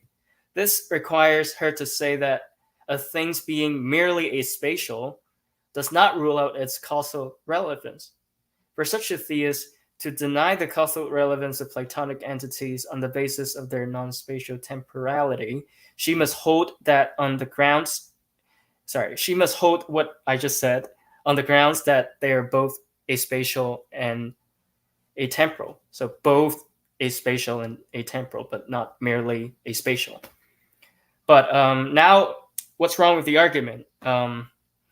As I see it, there's no good ground for such a theist for thinking that abstract entities are aspatial temporal, as opposed to being merely aspatial. It does make sense to think that Platonic objects are essentially aspatial, for they're not part of the physical universe of concrete particulars. But I don't think that there's good reason for thinking that Platonic objects are also atemporal. To be sure, according to the Platonists, abstract entities are eternal, but that should provide a Platonist with no more reason to regard them as atemporal than God's eternity gives a theist to attribute timelessness to God. And so far as a theist affirms divine temporality, then she has no reason to think that Platonic entities are atemporal. But if so, there's no basis for such a theist to think that Platonic entities, to which she has reason only to ascribe non-spatiality or aspatiality, are causally irrelevant. So I'll now move on to another possible argument for incompatibilism. So another way to argue for incompatibilism is to argue from the necessary existence of Platonic universals. A way to do so is to argue that the necessary existence of Platonic universals clashes with the freedom of God's creative activity. To see this, suppose that Platonic universals are created by God. No, this is the wrong slide. Yeah, this one. Now, if some entity X is created by God, then X is of a creaturely nature. That is, X has as part of its essence the property of being created by God. This means that in every world in which X exists, X is created by God. Since, according to Platonism, universals exist in every world, it follows that in every world, Platonic universals are created by God. But if so, it is impossible for God to choose not to create them. And God's decision to create Platonic universals would then fall short of a necessary condition of being free, namely the existence of alternative possibilities. And this flies in the face of the traditional doctrine that God's creative activity is free. In response to the above argument, it should be pointed out that it assumes a contentious view about divine freedom. Even if it's thought that the availability of alternative possibilities is necessary for human or creaturely freedom, there are plausible views in which this is only true of the freedom of human beings or creatures, but not of gods. Moreover, as Morris and Menzel contend, even if the impossibility for God to freely create a necessary existent is conceded, This does not compromise God's freedom with respect to creating the concrete universe, since it's God freedom with respect to creating the concrete world that is central to traditional theism. The threat posed by God's inability to refrain from creating necessarily existing abstract objects is quite minimal. So now I'll move on to another argument from necessary existence. Another possible way to argue from necessary existence of abstract universals consists in an argument that stems from the plausible claim that a thing's existence can only be caused if its existence is metaphysically contingent. It is intuitive to picture an entity X being brought into existence as a sequence from a state where X does not exist to one where X exists. Consider the following example. A fundamental particle X does not exist at t0. Then at t1, God wills the existence of X to exist at t2. And this causes X to exist at t2. The above story involves three components. A state of the world where X does not exist. B, a state of the world where X exists. C, and some state or event that brings about a transition from A to B. And so far as one thinks that such a story characterizes any instance of causation, one has reason to think that for something's existence to be caused, its existence must be contingent. For were X's existence necessary, then there can be no time at which X does not exist. If so, a necessary piece of the story, namely A, would be missing. In reply to the above argument, I am unsure about its assumption that if a thing exists necessarily, then it must exist eternally. Can't there be a thing that exists in every possible world, but only comes into existence at some point? Wouldn't such a thing exist necessarily, but not eternally? Moreover, the kind of story constituted by A to C comes from a generalization of cases involving concrete and contingently existing entities. But if so, there's little reason for thinking that the existence of Platonic entities being caused must conform to that generalization. Admittedly, our unfamiliarity with cases of necessarily existent things being brought into existence may hinder us from picturing how they're supposed to look like. But this only points to a cognitive limitation on our part. It provides no good reason to think that they are impossible. Given our commitment to divine aseity, we should think that God is the creator of everything, including necessarily existing entities, and thus that God can create them. So far, we've only seen how a compatibilist may defend her position against arguments for incompatibilism. But a compatibilist may adopt a more offensive stance and attempt to argue for the possibility for a necessary existent to be brought into existence by God. Here is one argument.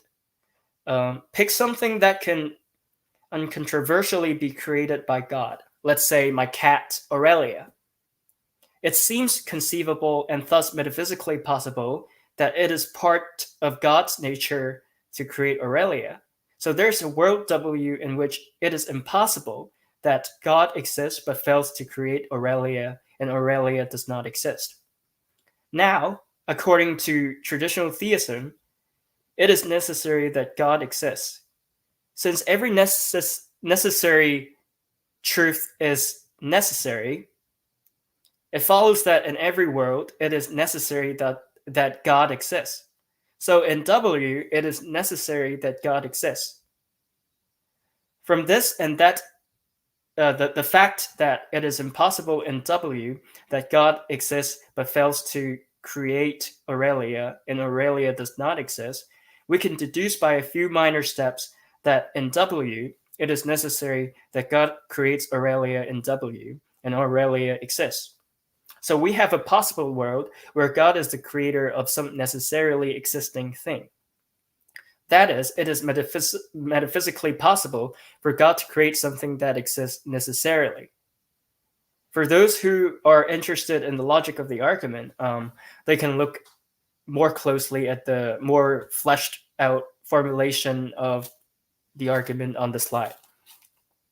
So to the argument that we've just seen, it may be responded that actually there's good reason to think that it is metaphysically impossible that God creates Aurelia. For thinking that it is metaphysically impossible that God creates Aurelia in every world. And the reason consists in the fact that its existence is actually metaphysically contingent. To see this, if it is indeed possible that God creates Aurelia in every world, then it would follow that God in fact creates Aurelia, and Aurelia's existence is necessary. This is licensed by the following theorem of the modal logic S5. If it's possible that necessarily P, then it's necessary that P.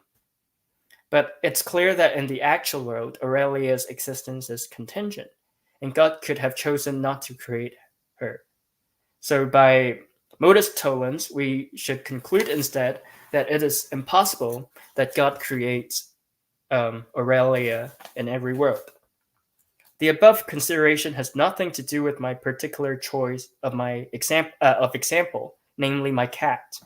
To see this, all uncontroversial examples of something that God can create that one could use are concrete entities that exist contingently. So an example would either be controversial and thus dialectically unhelpful, or be of something that exists contingently. In this case, not a better example than my fur baby. Accordingly, I think we have a good objection to the compatibilist argument. So I'll wrap up what I just said.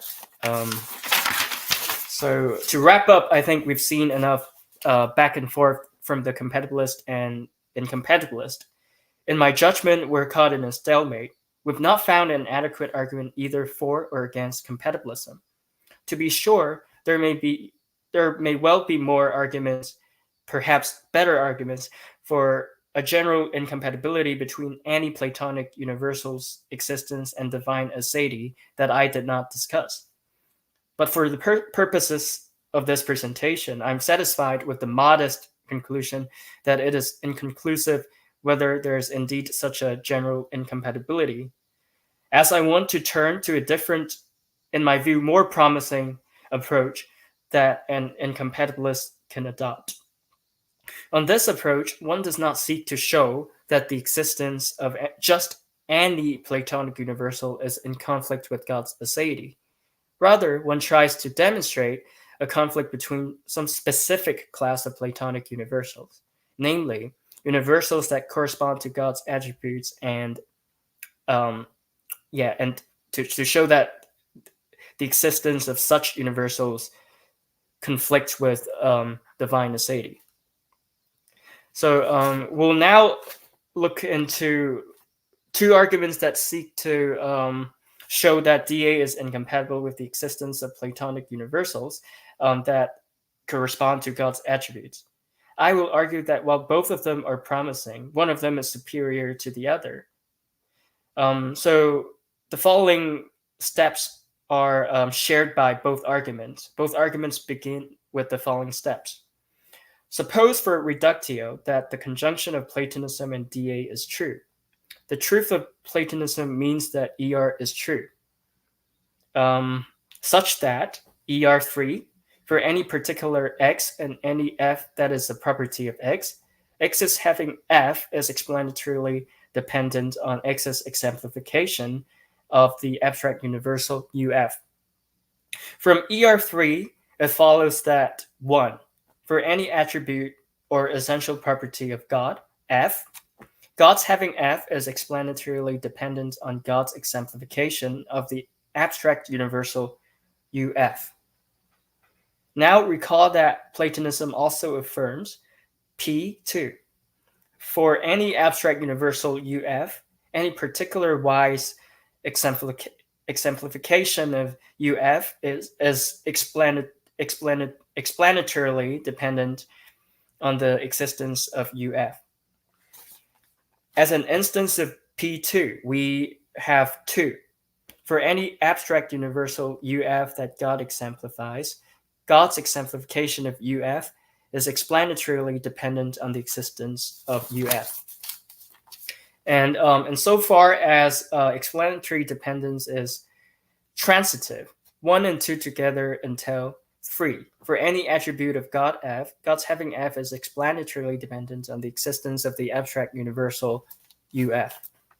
There is more than one way one can go from here to show that Platonism and divine aseity are incompatible. One route suggested by Berkman and Brouwer, henceforth B and B, is to argue that divine aseity entails that the existence of any universal is explanatorily dependent on God's attributes, which they argue is inconsistent with free. I will reformulate B and B's argument in my own terms, but not in theirs, since introducing new terms would complicate our discussion. My reformulation also involves some substantive modifications to the original argument that I believe enhance the argument. So maybe B and B may complain that it is not the argument that that they offer that I'm discussing. Nonetheless, I think it resembles the overall strategy of the original argument. So for convenience and with apologies to B and B in advance, I will refer to the argument as B and B's argument. After examining B and B's argument, I will construct a different argument that is also based on free. That seems to me better in some respects. Before I explicate B and B's argument, it should be noted that it invokes a particular conception of explanatory dependence, which B and B calls logical priority. They introduce the notion by way of some examples. Logical priority, they say, is the sort of relation that the parts of a composite thing holds to its whole, and a thinker holds to her thought. They also describe the notion in explanatory terms. According to them, if A is logically prior to B, then A at least partially explains B, whereas B is not even a partial explanation of A. What's most noteworthy is that logical priority for them is asymmetric.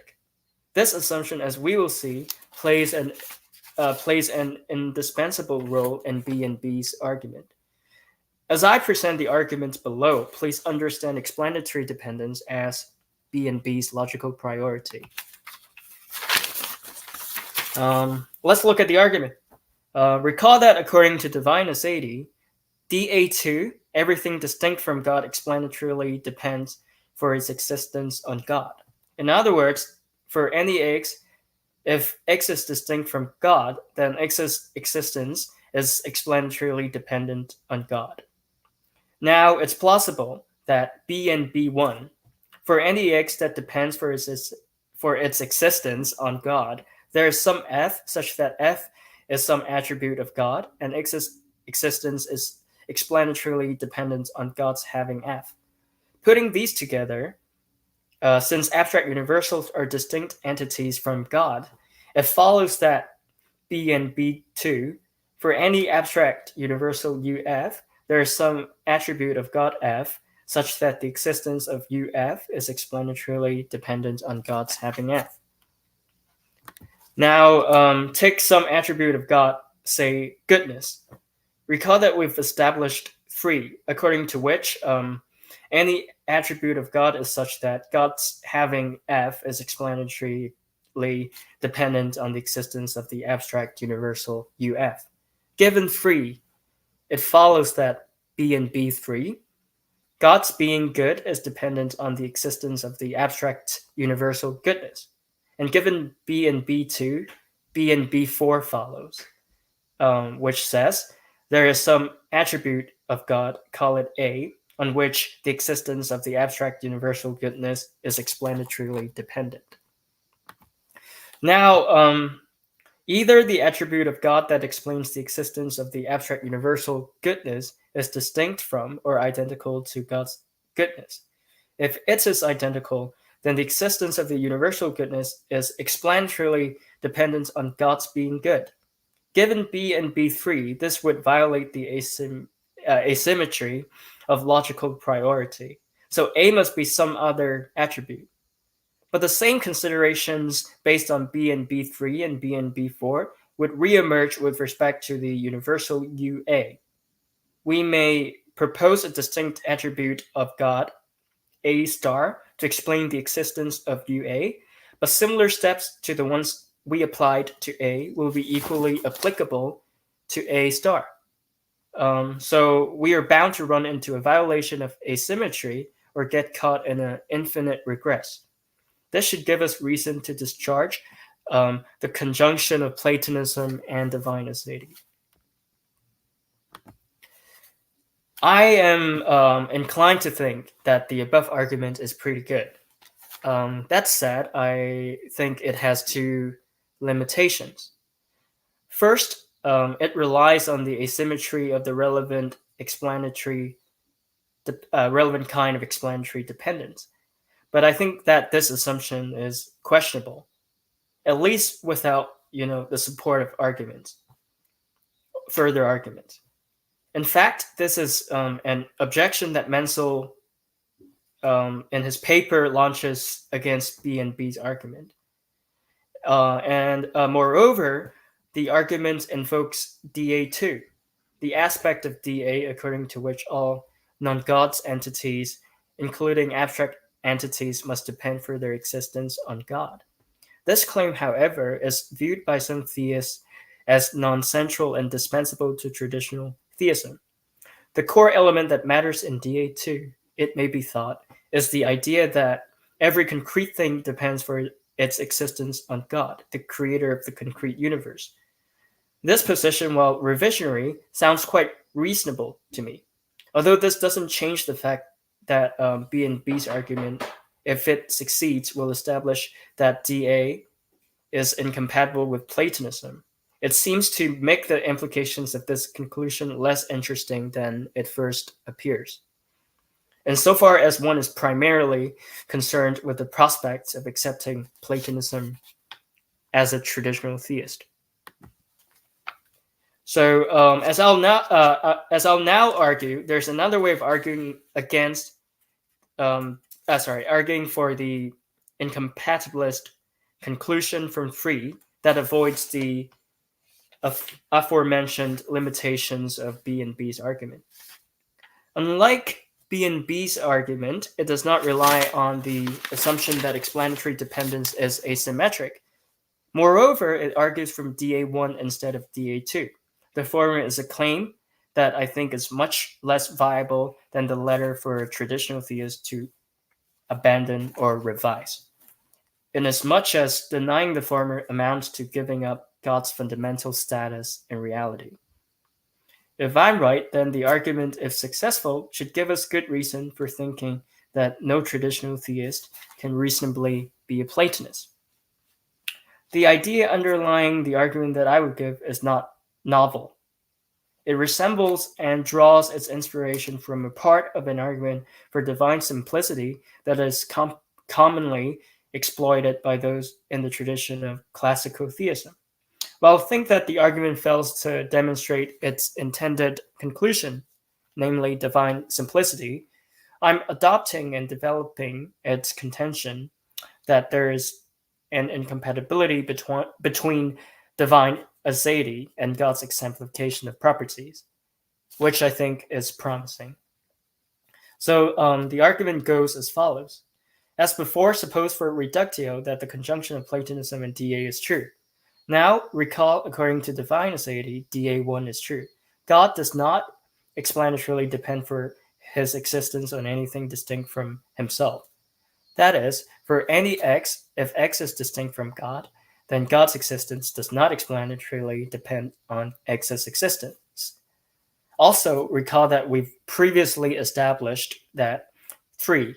For any attribute of God F, God's having F is explanatorily dependent on the existence of the abstract universal UF.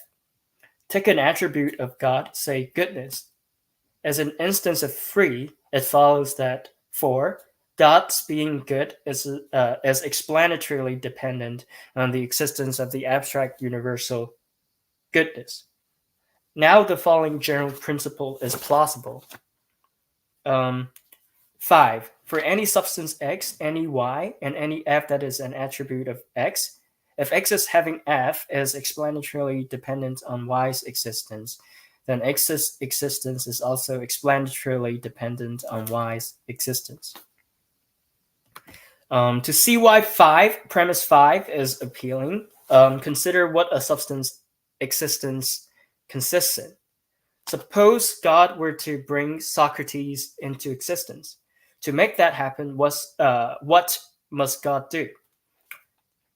It seems that minimally, God must create a being with certain essential properties. For example, the property of being a subject of experience and being a human being.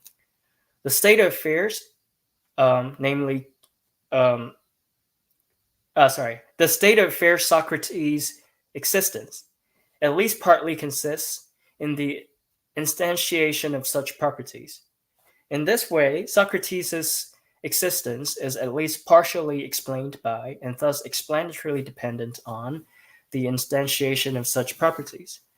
So if the instantiation of such properties is explanatorily dependent on God's creative act, then so is Socrates' existence. The case, I suggest, is an instance of a general rule. If a substance's instantiation of its essence is at least partially explained by fact, then the fact also at least partially explains the substance's existence. I think the above point is correct on all, and even obvious on some conceptions of substance, with the exception of views on which substances are bare particulars. On such views, a substance is a particular that is totally devoid of properties in itself.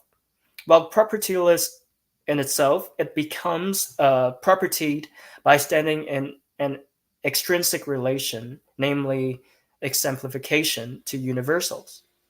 This implies that the existence of a substance in the form of a bare particular is a separate state of affairs from and does not consist in the instantiation of any of its properties.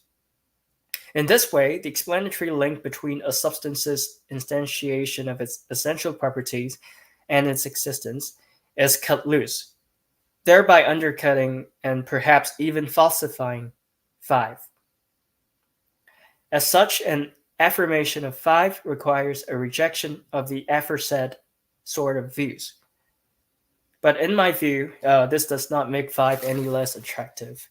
The idea of bare particular is obscure, if not utterly incoherent, as many have pointed out. Okay, to continue the argument, from 4 and 5, it follows that 6 is true. God's existence is explanatorily dependent on the existence of the abstract universal goodness. However, since the universal goodness is distinct from God, given DA1, we are also committed to saying that God's existence is not explanatorily dependent on the existence of the universal. This gets us a contradiction. The reasonable conclusion to draw here, I think, is to discharge the supposition that Platonism and DA are both true. So this completes my argument. As I see it, the argument that I just presented provides good reason for questioning the compatibility between Platonism and divine aseity. Assuming that the argument is sound, how should a theist proceed from here? And so far as I can see, she has the following options. A, reject Platonism completely. B, revise the scope of Platonism in such a way that God's attributes are not explained in terms of God's exemplification of some universal. For a theist who doesn't think that there is strong reason to be a Platonist, choosing A is easy. Indeed, my argument against the compatibility between DA and Platonism would constitute an argument against Platonism for her. Let's, however, focus on the more interesting case of a theist who cannot afford to reject Platonism entirely. For such a theist, A is not feasible. B is her only option. With regards to B, one might wonder how we should understand God's attributes, if not in terms of God's exemplification of universals. Answering this question goes beyond the scope of this paper. I will just point out that there are other options out there. For example, one option is to hold that God is constituted by his essence, understood as a particular, like a trope or something. Traditionally, this has been a common view held by many in the classical theist tradition. Choosing B has implications over how a Platonist theist may fulfill the explanatory demand of one over many with regards to divine attributes. She may either hold that the attributes of God are not shareable by any other entity. This is not implausible given the traditional affirmation of God's holy otherness and absolute transcendence from the created world. Alternatively, she may maintain that God's attributes are shareable by other entities, by ascribing to God an explanatory role similar to that of a Platonic universal. On such a view, an object's relation to some attributes of God, a traditionally prominent candidate being resemblance, explains the shareability of that property amongst created beings. For example, some have held that a created being's being good is grounded in its resemblance to divine goodness. To what I just said, it may be complained that either option suggested paints a metaphysical picture that is undesirably disunified. Both depict a disjoint world where created beings, on the one hand, instantiate properties by exemplifying universals, whereas God, on the other hand, instantiates his attributes in some other way. However, I think that such a picture doesn't have to be disunited as said. If we hold that God creates universals so that created beings can share properties, which, as we have seen, there's no reason to deem impossible. In such a picture, at the most fundamental level of reality, there's only one way for a property to be instantiated, namely the manner in which God instantiates his attributes that does not depend on the existence of any universal. And this would get rid of the unwanted bifurcation. The above, of course, are merely half-baked ideas. A more detailed discussion of them is saved for another day. The main subject of this paper is whether Platonism and DA, and more generally traditional theism, are compatible with each other. The answer that I just gave, that I offered in this paper, was in the negative. I hope that I've presented a case that can encourage discussion on the matter. Yeah, that's the end of my presentation. Thank you, Ian. Just in time. It was a very interesting presentation. And now I will turn to Valdenor. Just I let the chat. Someone made certificated. It just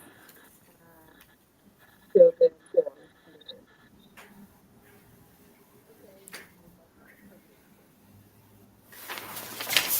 Thanks for the very insightful lecture, Ian Cho. Your paper is very readable and it arises interesting questions for metaphysics and philosophy of religion. I find very interesting the discussion about Platonic explanatory realism about universals and the divine attributes. under divine aseity premise. The example of Aurelia the cat is very interesting to them. For myself, I agree with the point that the core element that matters in GA2 is the idea that every concrete thing depends for its extent on God, the creator of the concrete reality. Especially because the entire point of the cosmological arguments is aptly described this way. For example, in the cosmological argument of contingence, God, as a necessarily existent concrete being, enters in scene for providing a sufficient explanation for the set of all contingent facts, or for a big conjunctive fact, and so on, depending on the specific formulation. The point is that the cosmological argument of contingence shows that it is rational to believe that everything contingent, concrete, depends for its existence on God. The cosmological argument is neutral to the topic of universals. Then, if someone is persuaded by the cosmological argument and Platonism alike, divine aseity in terms of GA2 is better understood as restricted for concrete things. I agree with you in this point. A first question I want to make for you concerns to your final point about divine attributes and explanatory Platonism. You said in your lecture that for avoid the problem of God depending on the extent of the universals corresponding to divine attributes, someone can assert that the attributes of God are not shareable. They are not universals. They are not shareable by any other entity, and that God creates universals so that created beings can share properties. If God have goodness, more precisely, divine goodness as an attribute in a non-shareable way, and then God creates the universal goodness, I think that the God goodness seems to be a trope. This case leads to a crossroads, in my opinion. So God have the non-universal, the trope, divine goodness, and God creates the shareable, universal goodness. And the universal goodness have a resemblance with the trope, divine goodness. It seems to imply the resemblance between a trope, a divine trope, and the universal created by God. The Platonist days went to say that this universal is what it is in reason of its resemblance to divine goodness. In this case, a contingent thing, goodness, is explanatorily dependent on the universe of goodness, and the universe of goodness can be said as explanatorily dependent on the trope of divine goodness. However, the difficulty here for me is that resemblance, as discussed by Armstrong, for example, is symmetrical. Resemblance to a particular degree is symmetrical. If A resembles B to degree D, then B resembles A to that degree. Then resemblance between the universal goodness and the trope, divine goodness, does not guarantee that the universal is created by God. It's not a symmetrical relation. Then it's possible that the divine trope and the universal resemble each other, even if the existence of the universal does not depend on the existence of God or the divine trope. And what do you think about this question? The resemblance between a trope, a divine trope, and universals, and so on. Yeah, thank you for your question. To confess, I didn't fully understand your suggestion. So you were saying that resemblance is a symmetric relation? Yes, a resemblance to a certain degree is symmetrical. It does not have a direction. Yeah, and then you said, could you finish? Could you give me the other steps of your argument? Sorry, I like step by step. I think the universal goodness does not need to be considered created by God. The resemblance does not lead to be created by God. The divine goodness can be goodness because it resembled the universal goodness, not yet the other way. Then the symmetrical character, I understand, does not depend on the creation of universals specifically. The non-created universals can resemble divine trope. Yeah, so the suggestion is that God is good because God resembles some abstract universal goodness. It's possible to say if resemblance is symmetrical. Yeah, so I think I would ask whether you think on this position, God's instantiation of goodness is explanatorily dependent on the resemblance relation that God bears to the universal. And if that's the position you're suggesting, then I think it based on the two arguments that I presented, I think this would violate divine aseity. Yes, I think that the work is in some direction or the other direction. Because the other resemblance is symmetrical, what is the priority? Yeah, so it's priority.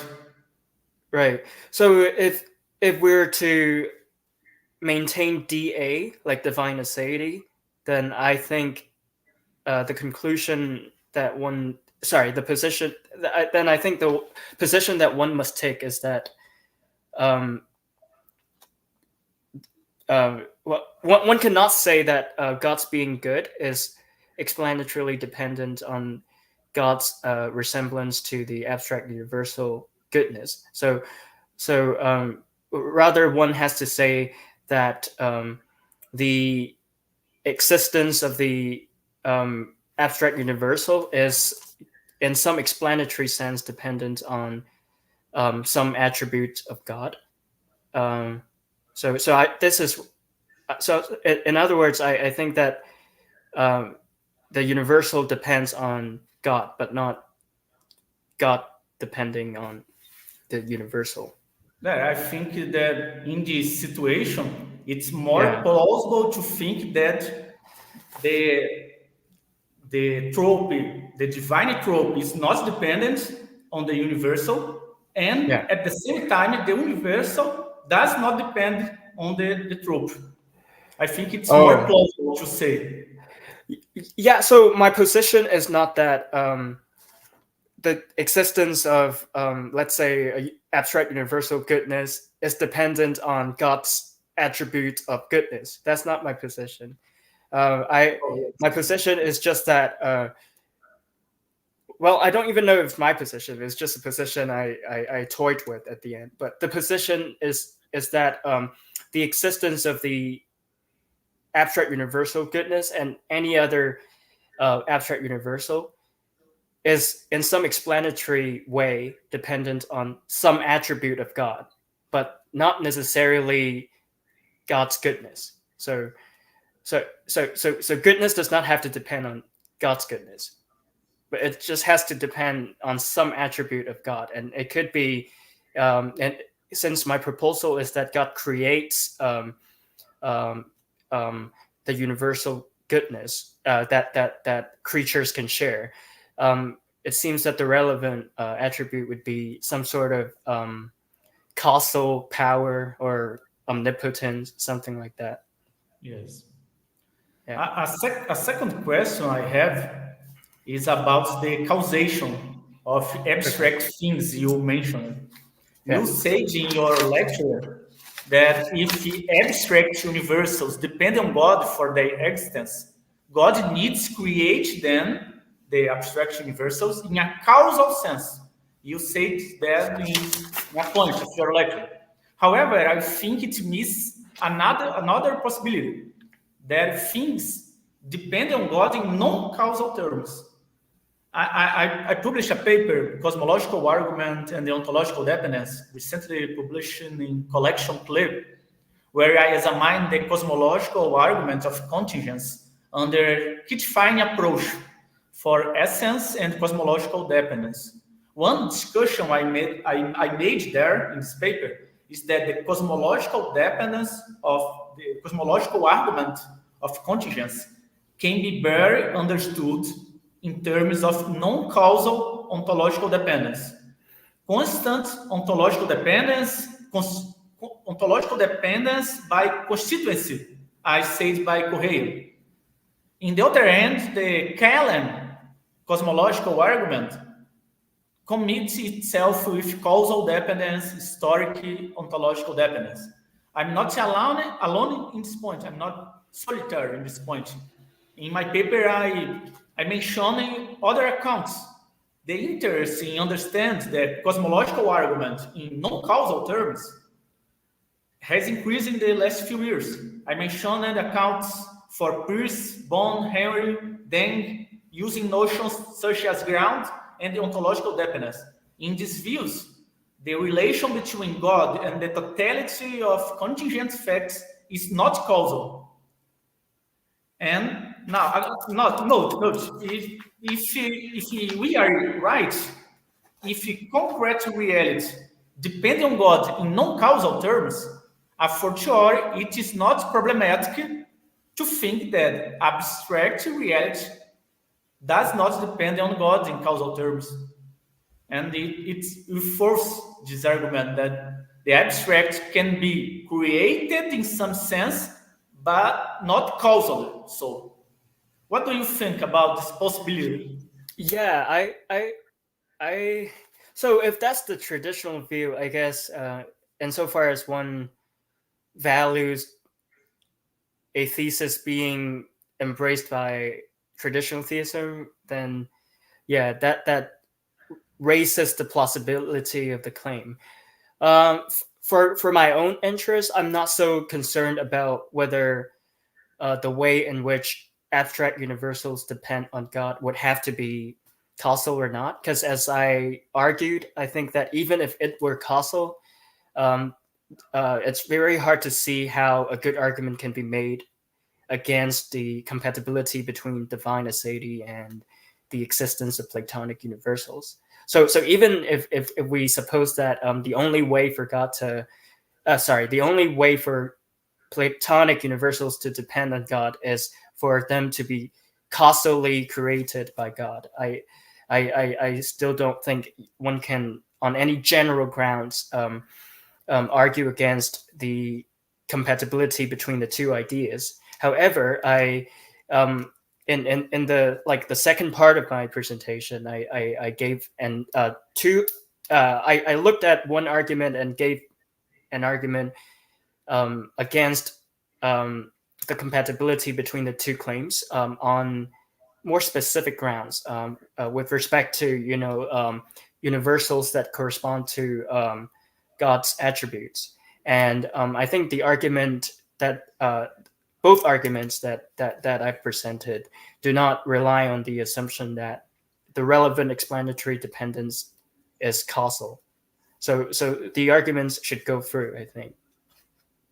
I think it is interesting because in the context of abstract artifactualism about fictional entities, works of art, this notion of creation of abstract entities is used too.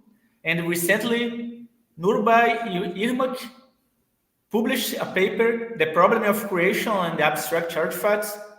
Then he discussed this question, if creation of abstract need to be understood as causal or not. He defends that it's not causal. And I think it's interesting in the context of how we understand explanatory dependence between the universals and God. Yeah, it's certainly a view that I think is worth exploring. Yeah, I actually had a brief discussion of this kind of possibility in my original paper, but I didn't. I left it out just to make it shorter. Yeah. Understand. Thank you, Valdemar and Ia. I think we can continue this talk another day. We are a bit late. So let's end today's sessions. And tomorrow at 7 p.m., we have another session, analytical philosophy workshop. Okay, thank you, Valdemar. Thank you, Ia. And thank you, Filipe, for this very, very interesting presentation today. Yeah, thanks. Thanks.